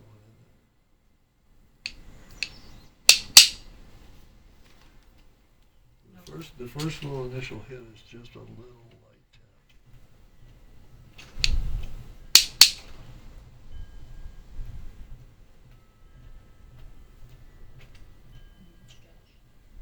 Let's see where my triangle is. And so on. So now let's go to the next needle, since we don't have tons of time. But you're getting the point. And I see what's going on with my comb, where I worked on it. It's so thin that one has overlapped the other one a little bit. Never ever did that before. So somehow or another, with thinning it out, it's not doing as good as I'd like it to do. And of course, what that'll do is make a slightly zigzaggy line. So there's nothing we can do about that. We got to try to. Let's see, we can put this on a table or something. Just got to be careful with it. Okay. So where's the other one? The one that's the next width. That's the one that's been made with the boar's tusk. So this is a new one. Okay, so it's pretty good, but it didn't really go up in the grooves very good on this side. Not as good as I would like. And why, I don't know. If we had the water from the coconut with a little bit of oil in it, maybe that would make it a little better. It's not doing as good as I would like.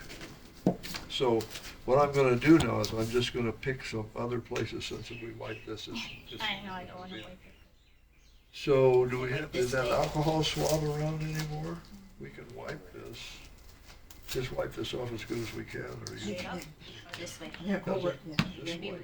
See if it takes it off at all. It's going to take a lot to wipe it off. Yeah. And I don't mind if we use a clean paper towel. I don't mind. That's okay.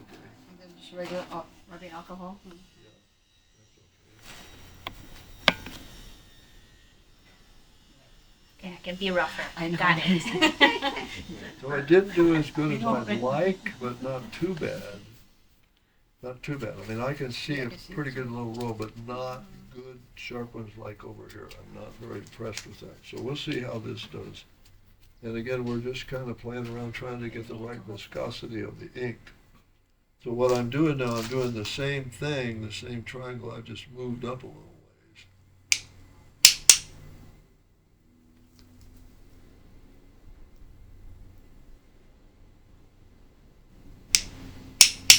Sure feel like it's working.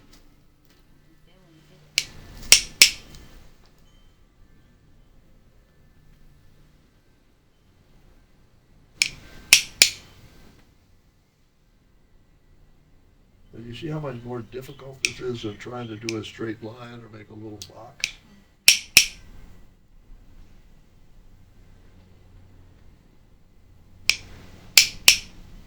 That's still going off that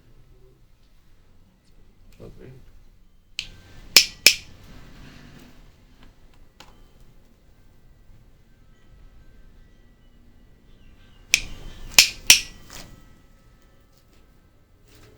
So we've got all those. And so let's just do a little bit for illustration's sake on these next ones, but I'm moving up to the second line. And it's just about perfect for that.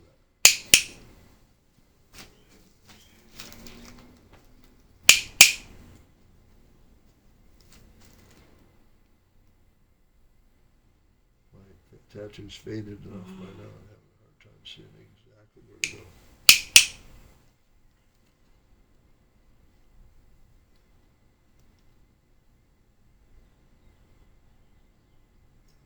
Bigger tattoo, bigger triangle.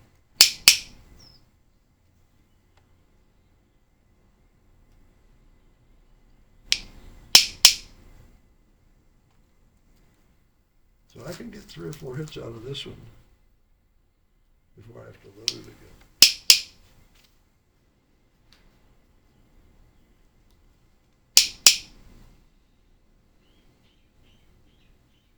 And if I was doing the whole thing over again, I would use each comb all the way through 155 triangles. So now let's wipe that off and see what it looks like and switch to a different. And start again. So the first one was 2 pieces of bird bone. The second one was the boar's tusk, which I'd never used before until just last week. Never at all. So now I sort of need a double one in here. So I must have been using my 5-point one twice. I'm going to step up a little further where this is about the right width. Whoop, that one sure works. That's making me right up.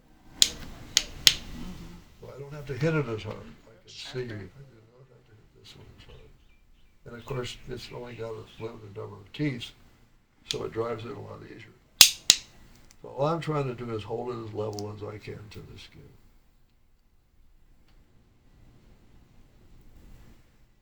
So now that I've been hitting harder for the bigger one, I have to adjust because I obviously don't have to hit it that hard. A little softer.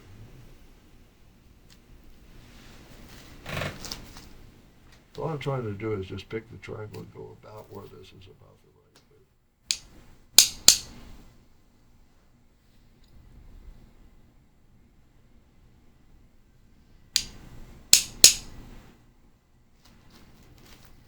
Yeah, it seems like it's doing pretty good.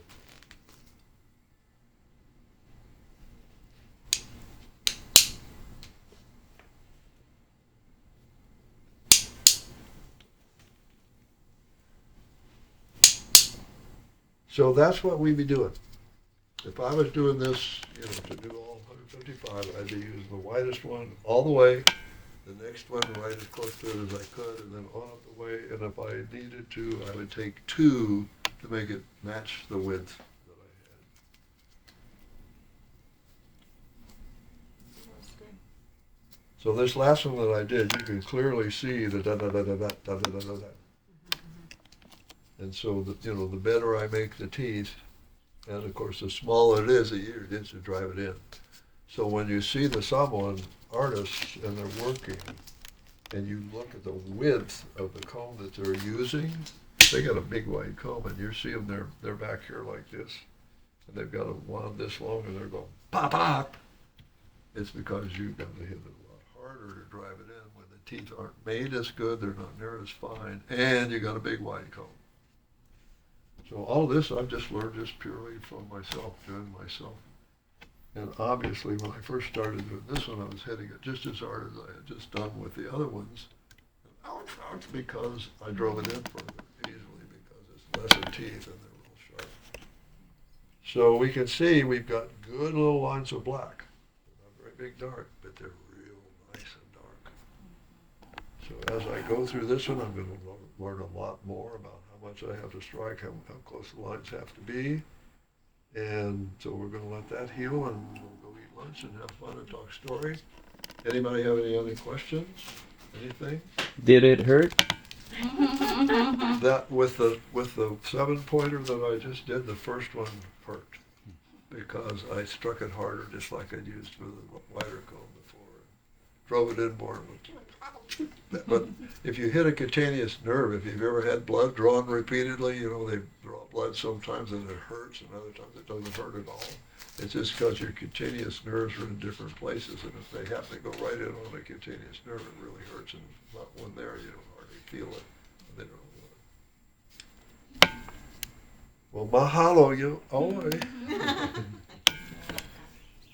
You're just a natural born tattoo assistant, right? I'm a nurse. I was sitting here, you know what? I was like, The rest what of just you were going? like, dude, I wonder how much is it going to bleed? I don't want to do it, you know. There's a little section of a chant in one of those books from somewhere, and I think it's from Hawaii. It's saying something about when the tattoo needle sticks, something happens. Like a little no, yeah. There, that was Okay. Yeah, sort of that's like that. Yeah, Yeah. okay. Well, that was stuck a little bit. Look how thick. I saw an old woman from New Guinea at one of the Festival of Pacific Arts early on, probably in Australia.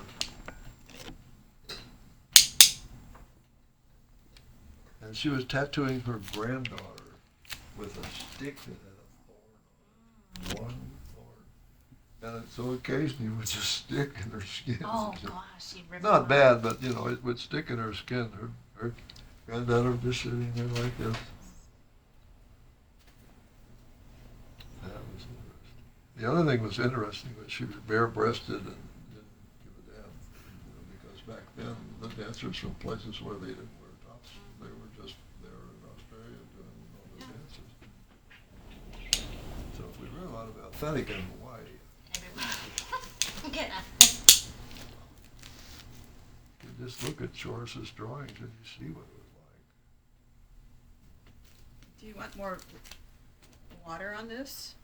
I'm just going to stick with what I've got Okay. for now because I'm just learning how to use this stuff and see how it does. It's really pasty now. That was sort of so-so. Would you ever, because I know that each comb is a certain width. Would you ever like do Double what? Yeah, double. Oh, of course, yeah, Okay, okay, 'cause okay, My second row needs to be like that, okay. where I use this one twice. Twice. Okay. Would you do that? Would you overlap it? No. Okay. Put more dressing on. And the only reason I say that is because I was watching those people before in Samoa. And when they did one little rectangle, you know, the two lines that indicate a road through the village or the track through the village. And it's got these little squares all along the side, or sort of small rectangles all along the side. They'd use a 3-tooth comb and bump, bump, bump. 3 dots, 3 dots, 3 dots, and that was it. And then within a few days, it would just look like a nice dart.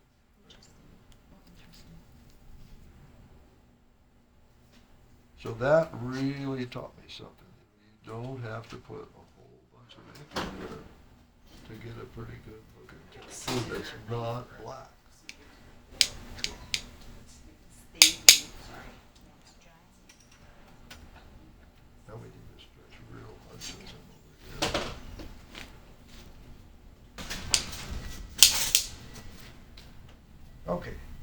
Well, let's call it a day with that.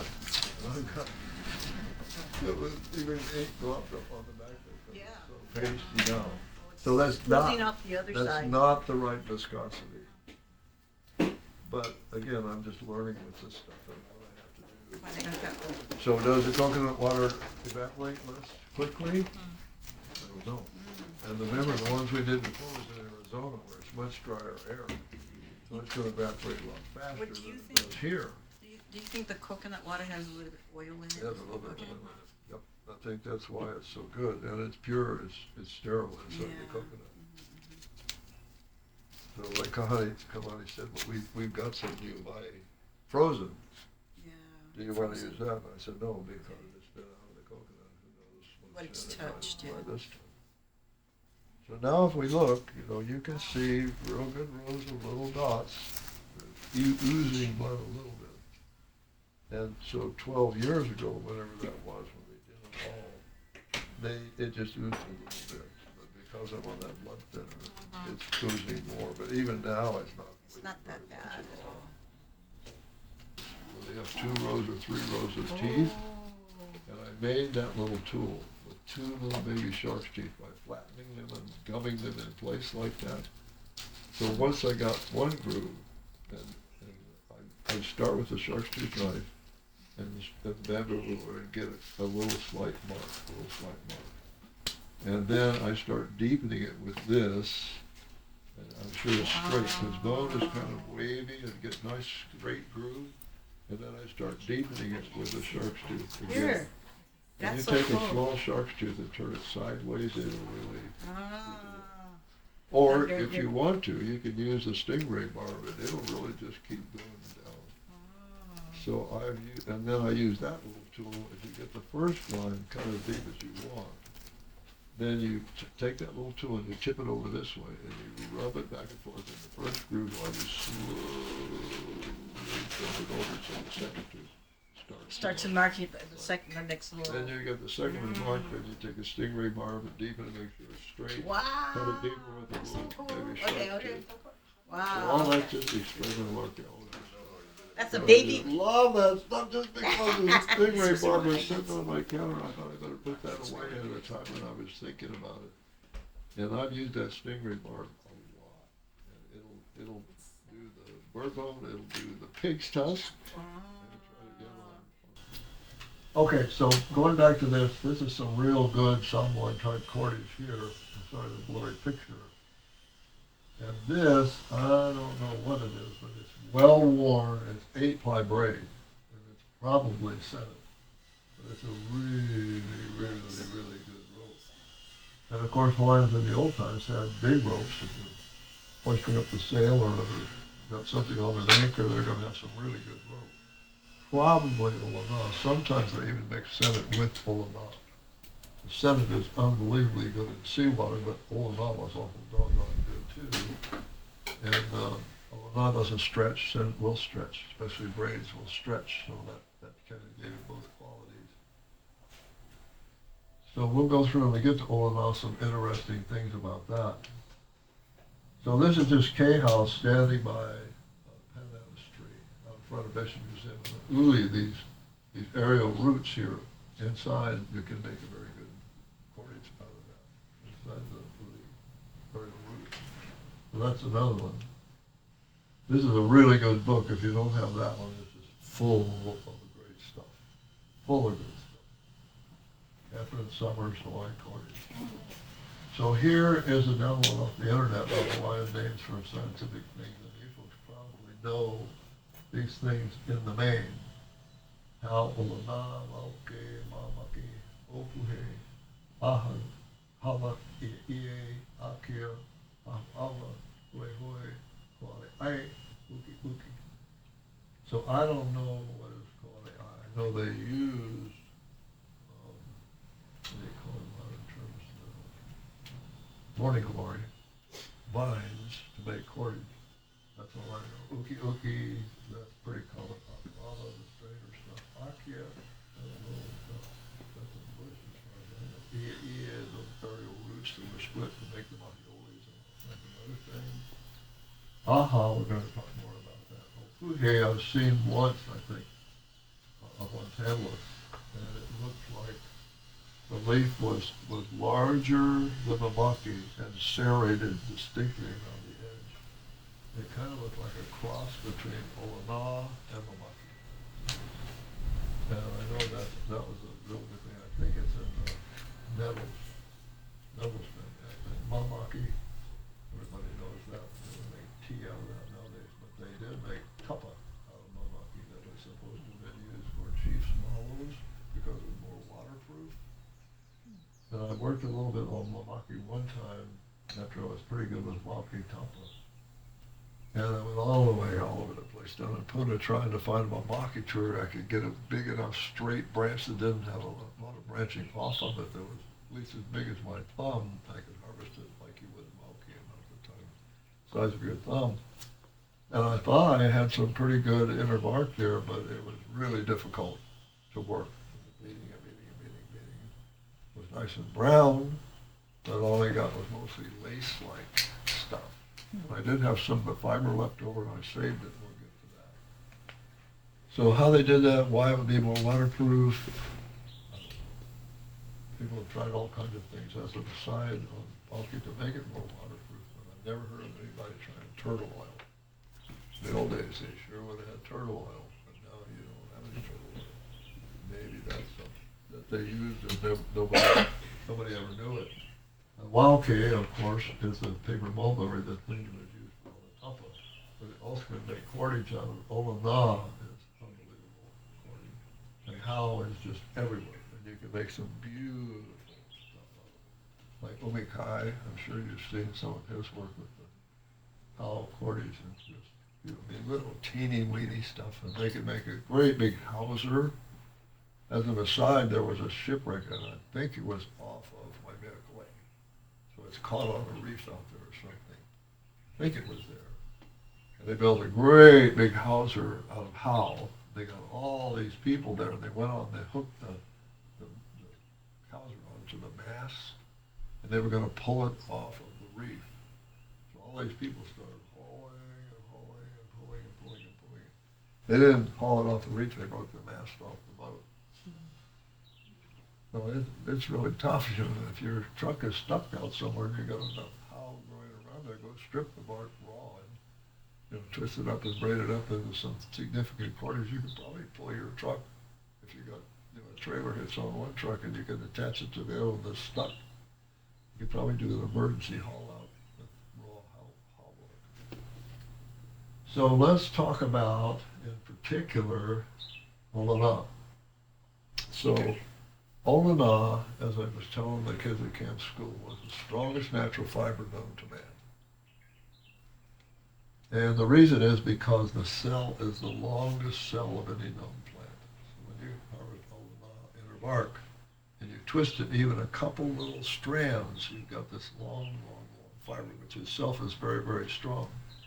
And if you make a teeny little cord no bigger than a kite string, a strong man can't break it. I mean, literally. And if you make a bigger cord, just 2-ply, bigger cord out of Olana that's about an 1/8 size. My Hanai family has one, a big ball like this of it. About 1/8 size, you can drop it down hundreds of feet, hook a great big 500-pound fish and pull it up, and it's not going to break. Mean stuff. So all the stuff that are our most favorite things today is still existing because of So the things that were tied with any particular purpose where they tied it to Olana nets were supposed to last at least 3 generations. That's 75 years in usual anthropologic terms. At least 3 generations. So you're using it in the ocean, you've got all the salt water, then you're drying it out on land, handling, fish in it, bigger fish in it, things caught in it, and it's supposed to last that long. So it's unbelievably useful and long-lived. And if you were trying to catch aku, a woman told me one time when she was young, if the seabirds started diving down fairly near shore, that means the smaller fish have come to the surface and the seabirds are grabbing them because the aku are after them. So they were supposed to run real fast to get the canoe and get it in the water, and they'd call their grandfather, and he would come down and get in the back of the canoe. They weren't allowed to look back. They could only paddle. Their whole job was to paddle wherever those fish were jumping and the seabirds were diving as fast as they could paddle through that. Had a big, strong bamboo pole that didn't bend. He had an olana cord that doesn't stretch, and an aqua lure, the pearl shell with a little bit of pink bristles on the back and the hook. And they weren't allowed to look back. They just had to paddle through it. They'd hear him yell, caught in Hawaiian or lost in Hawaiian. And then they'd hear plop. And it was because he'd throw that thing out. The aqua would grab it. There's no stretch in olana. He'd jerk the aqua right out of the water, even the hard mouth. The hook would catch him long enough. They'd jerk him right out of the water, catch it under his left arm, jerk the lure back out, lift his arm, and it would go blop in the bottom of the canoe, and out it would be again, as fast as he could go. Well, they were going through the school. And it was the girl and the boy, so it wasn't the no women stuff. It was the daughter or granddaughter and the grandson doing that. So it was so fun to hear those things like that at cultural events. Like giving, you get, time and again, giving, you get. So olana was what was used for the real fine netting on the ahua, the case and the cloaks. Mahioli. You weave it up, EA, split EA, weave it, and then you put a network over that and tie the feathers onto it. Both the network and the feather ties are olana. Those little millions of bundles on the ahua all tied with olana. If you've ever seen the netting on the inside, it's got the pukas so small you can almost not get the cord through them. So olana is so strong that if somebody did get through all the people protecting the chief and got him with a spear, there'd be almost no chance that spear was going to go through that olana. First, it's kind of loose. It's on there, not wrapped tightly around it. It's kind of loose. It's got some weight of its own. That olana is so strong. It's not going to split. He hits that thing. It's not going to split. So that was the all the feather lays, all the feather work and everything, all sewed with olana. So it doesn't rot. So it's still around. Things are 200 years old. We've still got them. Maybe more than 200 years old. We've still got them. And if they're made out of cotton and things like more in the earlier 1900s, later 1800s and things, they fall apart. They just gradually start falling apart because the modern fibers aren't as good as olana. So back until 1930, Kalakaua, when he was king, had a very thriving business with olana around the world because the very best rope on yachts, the very best mountain climbers rope, the ropes that needed to go through strictly important things between ships and things like that, or any other really, really important cordage or rope, all around the world was Hawaiian olana. It was the best stuff there was, strongest stuff there was. So all those things in the past that we're so grateful to still have is because of that one endemic plant that only grows in Hawaii, that they learned how to cultivate it, learned how to harvest the inner bark, and they learned how to make that incredible olana cordage. So same just like my tattoo needles, I've got a facsimile of olana lashing on those needles, and I'm quite sure that that's what they did in the past. You can make the teeniest little cord out of olana.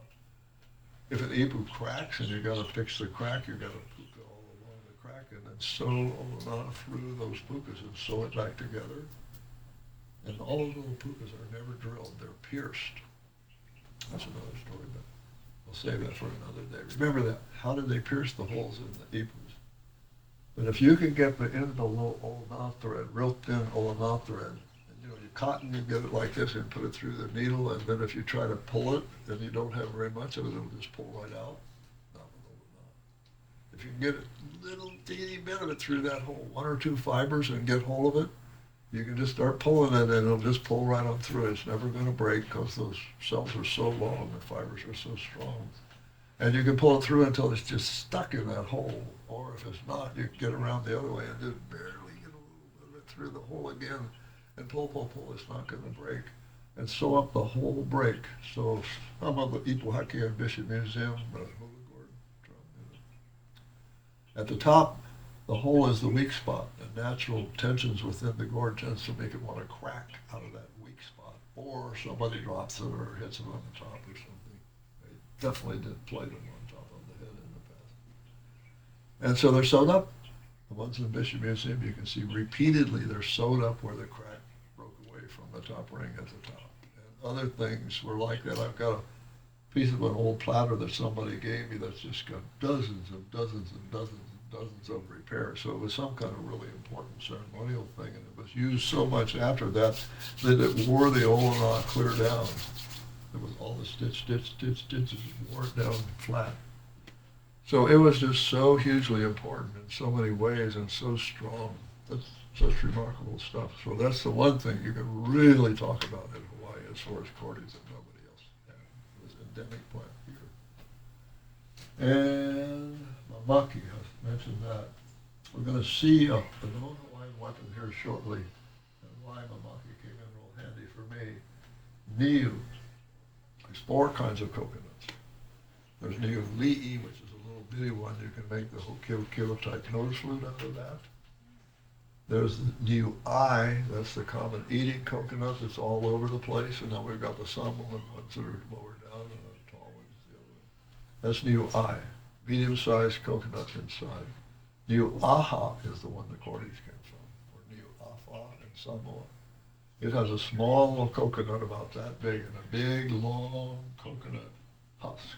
What they want is the husk, the fibers inside. And then the niu vai is very rare here also, and that's a big coconut like this. And it's called niu vai because it was used as a water container.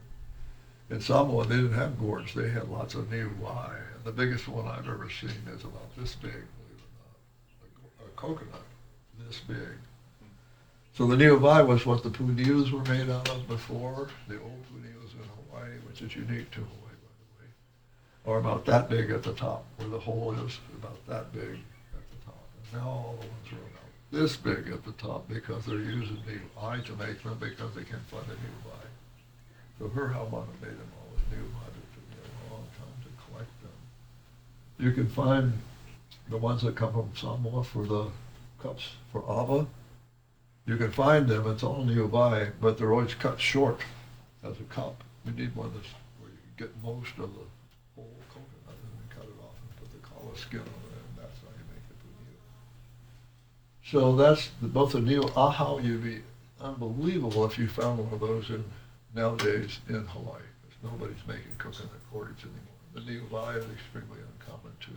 And the niu li'i is really, really rare. And the niu ai is every place. So everybody thinks the coconut is the niu ai, but there's really 3 other kinds of coconut. And so the cordage, as you'll see here, some set of cordage coming. We went to Western Samoa, and then we got to go to Hawaii after the big Festival of Pacific Arts. She knew, through somebody she knew, we knew a family in Hawaii, in Western Samoa. When we were there, they took us over to see an old man who was still real good at making cinnamon. So he got out his stash, and what his stash was a box or something, and he had newspaper, individual fibers of super good niu in there. The ones he plucked out, just the individual ones, and the very best ones, some of the very best fine cordage like you can sometimes get from places like Tokelau and yeah. Now, if you go to those international festivals, once in a while you're going to find somebody who's got the really good stuff. It is mind-blowingly good. So how do they do that?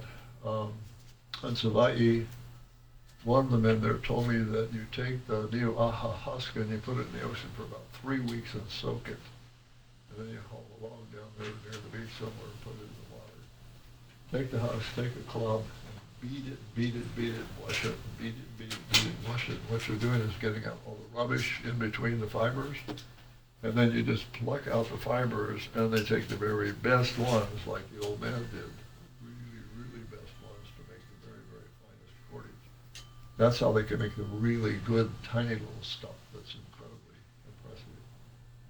And so I don't know if I got a picture of it here, but I had one of the men from Yap make me some pretty fine cordage while we were there at the festival in Guam. And those guys like to have a really good time, so they party, and then they go try to find them at 1 o'clock, and they're still in bed. But he finally came, and he finally made it, and he made it right in front of me, and I got to watch how he did it, but using that really, really good aha fiber. So been gifted different cordage from people, you know, from collections or something somebody found over time. So I've seen some of the old stuff, and we'll see some of that. The mamaki I wanted to mention is this. This is a known Hawaiian weapon that's ended up in the collection in Hilo. And I got to see it, measure it, photograph it, so I know exactly what it was like. And what it's like is one of those fighting daggers that they had back in the 1500s. You know, they got a rapier, a sword in this hand, and a fighting dagger here with a hand cup over it.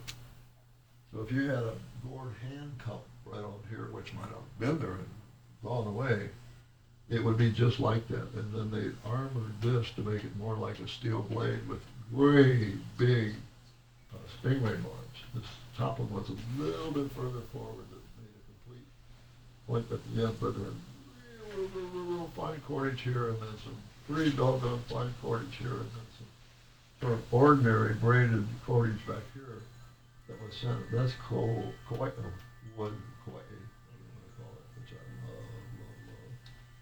love. And these were little mortises, little hollows here where these things would fit. So I had this cordage, and what about this superfine cordage at the end? I had a little bit of that mamaki left when I tried to make the mamaki tapa. And I thought, well, it's worth a try. And I made a little bitty cordage out of that, and it was just incredible. It's much more flexible than Senate. And I could put it around there and tie it to itself, and it was just super good. And I swear that must have been what they did way back then, because that's mamaki cordage right there. It was awesome good. Well, that's 14 and a half inches long, by the way. There it is, real close up, the mamaki cordage. And that's how the stingray barbs look. See, it's been kind of worn off here a little bit, but this is how it looks. And then as you use it, it gets worn down, but it takes a good while before it really gets worn down like that, using it like I said.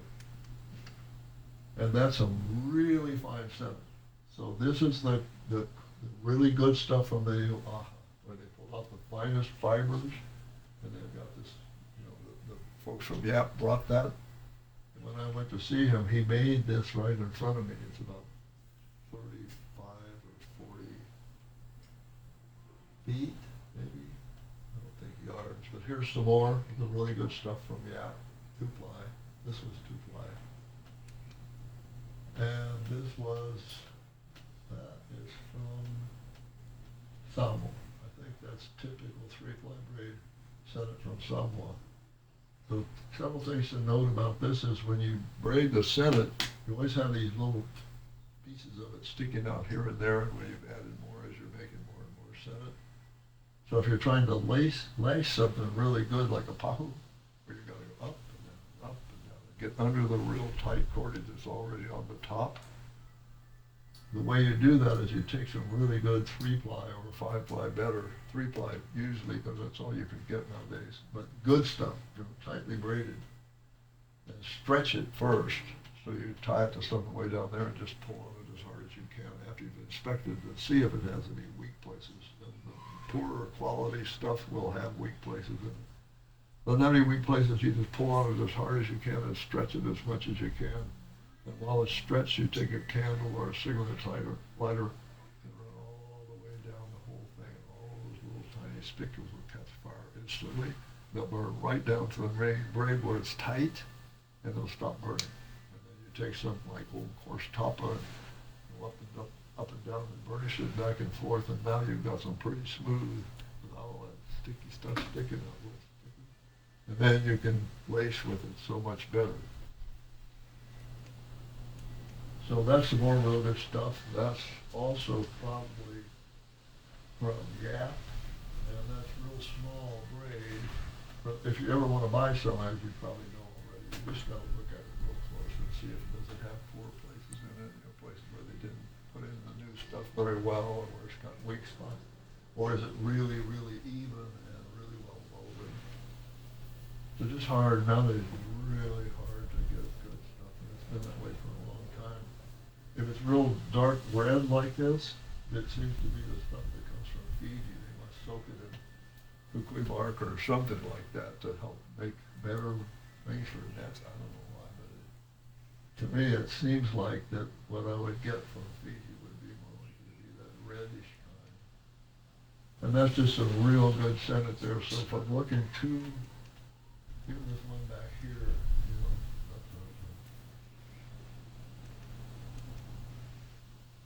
there's some places here that don't look quite so good. It's not braided quite so tight. Like here it's real nice, and then over here it's kind of loose. So something like this, you know, where it's got more money and it's more even, is pretty good stuff. Not the best in the world, but pretty good stuff as far as Senate. That's from Tokilau. So just like, yeah, you've got these old timers who really know how to make stuff that's awesome good, like that. This and so on. They're really, really, really good. So same thing there. That's from Tokilau too, I think. Real good stuff. 2-ply braid. And that's just samples like EA, the aerial roots. You know, they come down, they harvest those, let them dry, and knock off the outer bark. Somebody I heard they would put the dried EA in the driveway and drive their car back and forth over it. Now we get the bark off when it was dry. But anyway, that you can make cordage out of EA. That's Mamaki, some thicker cordage that I made with Mamaki. And that's just the end of the EA, where you can see the coarser fibers that are in that. And that's how, we don't know about how, but there's different kinds of how as far as the quality. And took a class one time at the International Hula Festival. Well, me, I knew some things already, but what he said and what you've probably heard from him is you go in the howwoods and you pick the ones that are about the size of your thumb, where it's just maybe even a little bigger, but the bark is kind of between green and brown. It's just kind of in between, and that's about the right time to take it. And so you try to find a pretty good sized piece, and of course slit it and take it off and peel off, scrape off the outer bark and soak it. And once you get it soaked, then you can peel the inner bark apart. Then you start trying to find the better fibers and which ones will be the best ones to make the finest cordage. So Umi's just an expert at that. He makes awesome things. And he made that and gave it to me. So that's the Pahi Aku, the pearl shell with the bone hook, and the real fine how cordage. And sometimes it's hard to tell the how from the good setter. And here are super fine. And a whole lot of the how cordage was used as a stopper for this container. So I was really, really thrilled to get that stuff. All in all, we just talked about this. So folks I knew went to the forest over in Maui somewhere. They found some ulana, and they harvested it, and they wanted to get it in a cooler to bring it back to the big island, so it comes up into pieces. All their pieces were the size to fit in a cooler, and you don't want that. You want the whole long stalk. And in the old times, they said that the commoner, somebody that had a small patch of olana, was a rich man, because that olana was so valuable that chiefs wanted it so bad for their craftsmen and so on. So that was a very wealth-producing thing, and as I said, that's an endemic plant to Hawaii. I've found olana facsimiles like this. I'm always looking, and that's probably linen from the plant that they had certain types of it in Aotearoa. It's probably linen, which is pretty darn strong. I found those at some antique shop there in Hilo, and those old net bobbins, which probably have olana on them. And that was some olana that my friend Gary Eoff made on the Big Island, and he made that, and he gave it to me as a gift. I get very many olana lays, for sure. So to finish that little story, Willie Gray Eagle was a part Apache man that came here, was really, really into Hawaiian things, and he's the one that started going into the forest and getting making mahiolis, and he made awesome mahiolis. So some of the Nakua people on the Big Island at least had those mahiolis, and they'd ask him to make one, and he'd just give it to him with something worth $4,000 or $5,000, and he'd give him this awesome mahioli. So he began to grow olana, and he started having more and more and more of it. He had great big harps and misters and things. And of course, he'd give it away to people, and it never survived because they wouldn't listen to him. Olana needs needs to be in a place where it's really cool and really misty. It really likes to grow in a sheltered spot like near a little waterfall that's constantly coming over and having a mist there. So he taught Gary Eoff, that's one of his Hamana, and all the other people kind of went hell on except Gary. And he really took into it, so he can do awesome weaving. And he also started growing olana. So he has a cover like an open greenhouse with misters around it, and he's so good now he's got it to seed. He can make them seed and grow olana from seed. So he now has enough that he harvests from time to time, and that's where that came from. And that's where that came from. He's made various things out of olana. And all the purists want the olana to do things with. They're always after it. Make me some olana. I have no idea how hard it is to grow. No idea how hard it is to make. But when he does make some, he weighs it, and of course quite a bit of olana to make an ounce. But that doesn't make that much cordage. He can get more for an ounce of olana than you can get for an ounce of gold. And that's a bunch. But it's so hard to make. And he doesn't want anybody to have it anyway, because he wants to use it. But, you know, if people beg him, and they've really got to do it. It is so difficult, and it's taken him so long, years and years and years to get that good. So when in the old times when they harvested olana, they said they would build a shed up near a stream up in the upper reaches where the olana like to grow, and harvest it at a certain time, and they would plant it real close together. They said it was growing as close together as the hair hairs on a man's head. Couldn't walk through the patch at all. It was just really, really, really dense. And part of what that would do is it would keep it from branching. It would always be shooting up, trying to get some light, and so the top would have the leaves, and it wouldn't have much branching below. Then you'd harvest it again, like, well, okay, probably about the time it was the size of a man's thumb, about an inch diameter. And they'd take it to the shed, and they would have to get the outer bark off. And the way they did that, and it's in Arts and Crafts of Hawaii, I think, a photograph or somewhere. It's a long board, about 6 feet long. It has kind of a point, almost like a slight spear point at the end, and I don't know what that was for. I don't know if it was to stick it in the ground or because they would lean it up and then they would put a rope around that and tie it or something. But it was made out of real hard, slick wood, like nutwood, or nanu, Hawaii gardenia, and a couple of other things that I can't remember, but gardenia is real dense. You wouldn't want anything that had any porosity, any fiber, little spicules that would raise up when it was wet. And then they had a scraper made out of turtle bone, not the shell, but the bone on the inside, which is just a giant rib that fused with another rib. And they make a scraper that fit that slightly convex surface of that board and start down below, down here, and then they'd go all the way up as far as they could go. And so when you're from the bottom to the top, you'd have a nana, right? About 6 feet in a grown man, that's a nana fathom. And that's about how long the boards were. So here we're Willie, well, no, it was Willie Gray Eagle and some people down in Hilo, Nakoa guys. And they had cut all the pieces off it like this. So what little I made, I had to make all these little pieces like this. So that was how they get it. And then they said they'd put it up in the rafter in the shed, and it looked like billowing white clouds. Just this beautiful white silk-like material all around up here in the top of the shed. And of course, back in those days, it was immensely valuable stuff. So that's almost certainly some olana. It's just old and been used.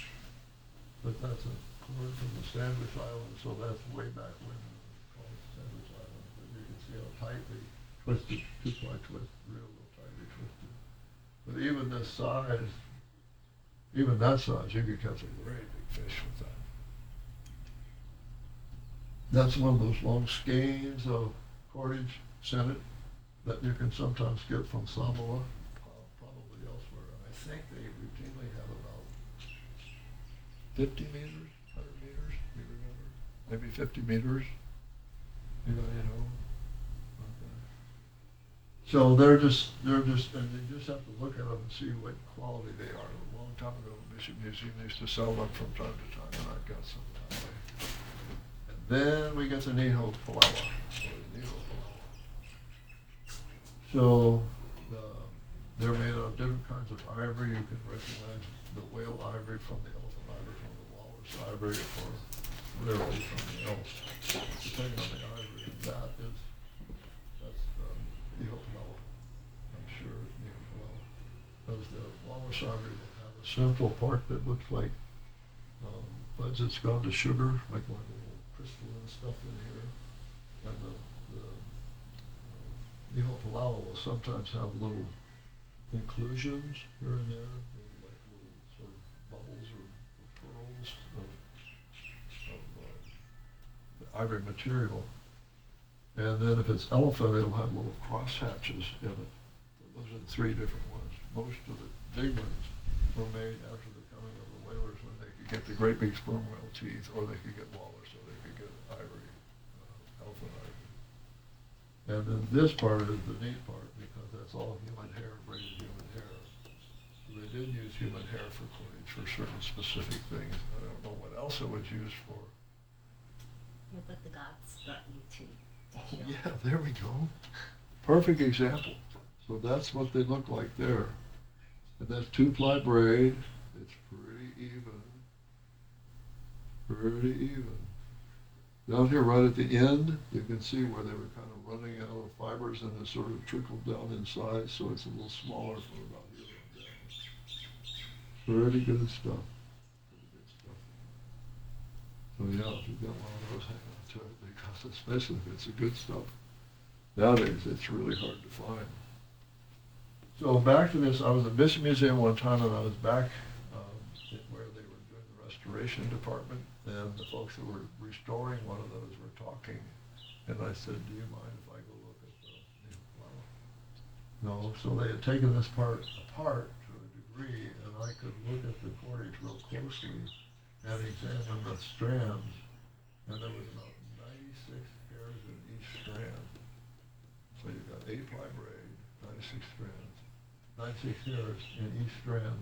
The better strands were on the outside instead of the inside. There wasn't any hair going through here. This was all in here, tying the bundles right up against this. You know? And this is all 8-ply here. And inside, they'd be gathering these bundles up, maybe up to here, and then loop some Olana around it. They'd have another bundle, a little higher, and Olana. Bring it all up here. Cinching it all up like this, and then the longest ones were the ones that went way up to here. So what is it? I think, and others too, at least in the fine sculpture book, it's a stylization of something that was ritually used over and over and over in the same form. So they're this big or they're this big, they always look the same. So that's an important stylization of something that didn't vary. I think it is the very prognostic John Key image with the tongue to speak, I suppose.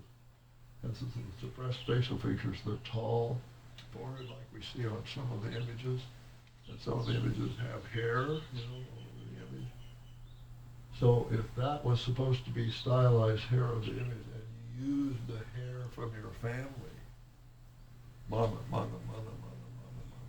you're wearing your family's mama. So I think when the women cut off their hair, when they supposedly got married, I think more likely when they had their first child, cut off their hair, they'd save all that hair, and that was where you'd get the human hair cordage from. And especially in elite families, you'd save and save and save that hair, and then when you made that, that was your family. You were wearing your family's mana, so to speak. So that's just my knowledge about that. And then here's the 4 types of niu. You have the niu vai compared to the niu I, the niu aha, or niu apa in Samoa, and the niu li. Oh, that's the 4 right there. There's that really fine cordage from yap. Real fine cordage here. So you can see the 4 different types, but today most people think the coconut is only that. And that's it. So tell the story, and now we're going to make some cordage. I have a question. Anybody? Would So you say when they soak the meal in the ocean for 3 weeks, are they soaking the whole nut or do they split it and soak it so that it's? No, they would strip off the outer husk and they were soaking it in the ocean for 3 weeks. That's what I was wondering how the water. they still do their culture a lot. Do they pound it to get the Yeah, the crumbs Yeah, off? that's what he said, they just take a log jam or a piece of driftwood or something and put it right in the water by the beach and take it and beat it and wash it, beat it and wash it, beat it, wash it. Whether they washed it in fresh water after that, I don't know, but I do know that the people who were real good quarters maker, like that old man we went to see, would then take that and just pull out the very best ones and put them in their stash here to make the very best quarter. Any other questions? So the ulana, is it made the same way that, you Yeah, make this wok? is the same thing as far as I know. Yeah, Yeah. so they strip the bark off and probably soak it. Yeah. So that's why they'd want to be by the freshwater stream. Take the bark off, scrape off. And one thing I didn't mention that they said that they would sharpen their turtle shell with a turtle bone scraper that perfectly matches the slightly convex surface of the scraping board with I think the shell is called that way, a lucky shell.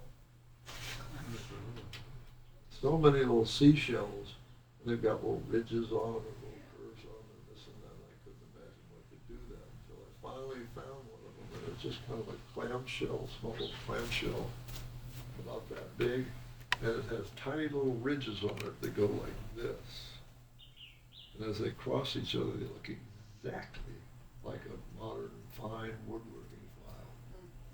And I had made one of those turtle bone scrapers, and I tried it on my turtle bone scraper, and sure enough, it'll sharpen the turtle bone scraper right down to a razor edge. So every now and then, when they were getting that real fine fiber off, they would just resharpen it like that very quickly. So I found what very little I could bake with that bunch that was brought back from Maui. And I had brought, I don't know, maybe I had made once one of the big long boards with a scraper, but I must have had some kind of board or something with me. But when I would scrape it, it would seem like there was nothing there. It's wet. There looked like nothing there. And then if you kind of took hold of the board, and it would have it, it was just so translucent, it looked like nothing was on the board until you pulled it off. And as soon as it began to dry, it would start to get whiter and whiter and whiter. So it's awesome stuff. I wish I had a chance to work more with it. Any other questions? Anything? What was the name of that guy, Gary? Gary Neff? Gary Eoff, E-O-F-F, Gary Eoff. So he's an unbelievable craftsman. He goes in color Palisades. He is really an unbelievable craftsman. But he used to be making really, really good sport fishing lures. He's very well known for that.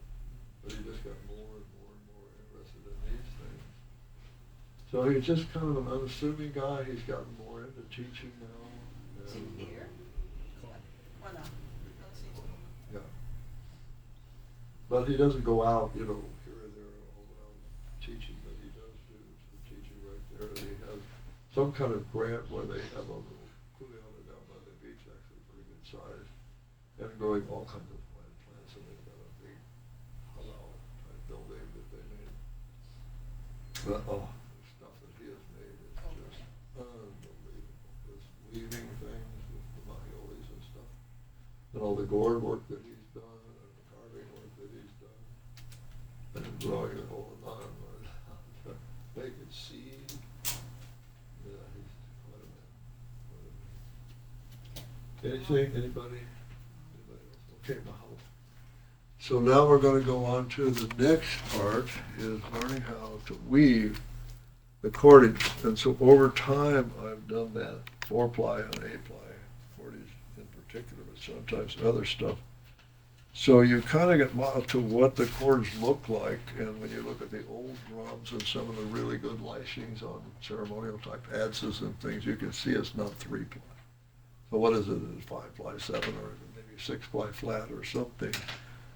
So somehow, Cahill mentioned that when you get to the, what was the one, what did you say, the one that you could see the line run right up the middle? I know it's 7-ply. It's You the can see odd kind of a number. crease run right up the middle on 7-ply braid. But you said there was another one that tended to look like that. 5. 3, 5, and That's 7. what I thought you said, 5-ply. So you folks should come over here and take a real good look at this set that Cahill made and see what this looks like with one particular kind of very simple cordage. And you'll see right away the square braids. You can recognize them right away. And I had not seen a 6-ply till I saw this one 6-ply square. But it's real attractive. And some of the things that I thought must be 8-ply square was probably 6-ply. But on the really, really good things like that from the past, or the really, really good ad slashings, they're going to use at least 5-ply. They're not going to take a risk with using 3-ply like we're going to do today. And even her pahu is 3-ply, and it's real high quality 3-ply on her pahu. So here they are, all the different ones, and then the instructions that Cahill made is just awesome good. But she's so good, she even told you how to make it if you started from the right or the left. I'm going to just say, start from the right, and here's how you do it. But she's got it clarified for the whole way. So we're going to do that, and we're going to try to make that out of this cordage. And the only difficulty is that this big, it's really, really easy to work with, but there's only so much you can do. So I would say try the different ones. If you've got a bunch of different loops like you've all made, then try at least 5 or 6 of these so you've got something that you can take home to work with and look at and see how it went. And between looking at it and looking at that, you remember how to do it, because I have to go look at it too if I don't braid very often, which I don't. And I want to make something real nice like an 8-ply. I've got to go back and look again. Yeah, I just did a bunch of 8-ply braiding in December. And now, if somebody said, here, make me an 8-ply braid, I'd have to look at the directions a little bit again. But 5 under and 2 over, I think, is that right? 5 under 2 over. So to get to that, to get used to that, as for me, I just have to think about where did I start? Yeah. So if it's 5 under and 2 over, all I got to do is look at the last one. If I go that way, I know I started on that side. There are some people here that don't even know how to 3-ply braid. So we should start there. No. It's all point. Cahill has told me this before, but I thought, well, surely in the Lua group, everybody knows at least how to do 3-ply, 4-ply. But I think that's fun, it's fun. And once you get going on this, it really is fun, unless you've got a deadline or something. It's not so fun. Okay, so if you have a 3-ply, go ahead and start braiding. Let me see how fast you are. Tonic water. Is this tonic water? That's just a normal braid. What will that be? Good point. That's great.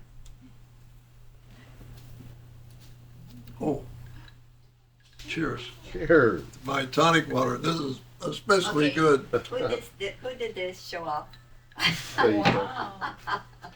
There you go, showing off. Oh, here we go.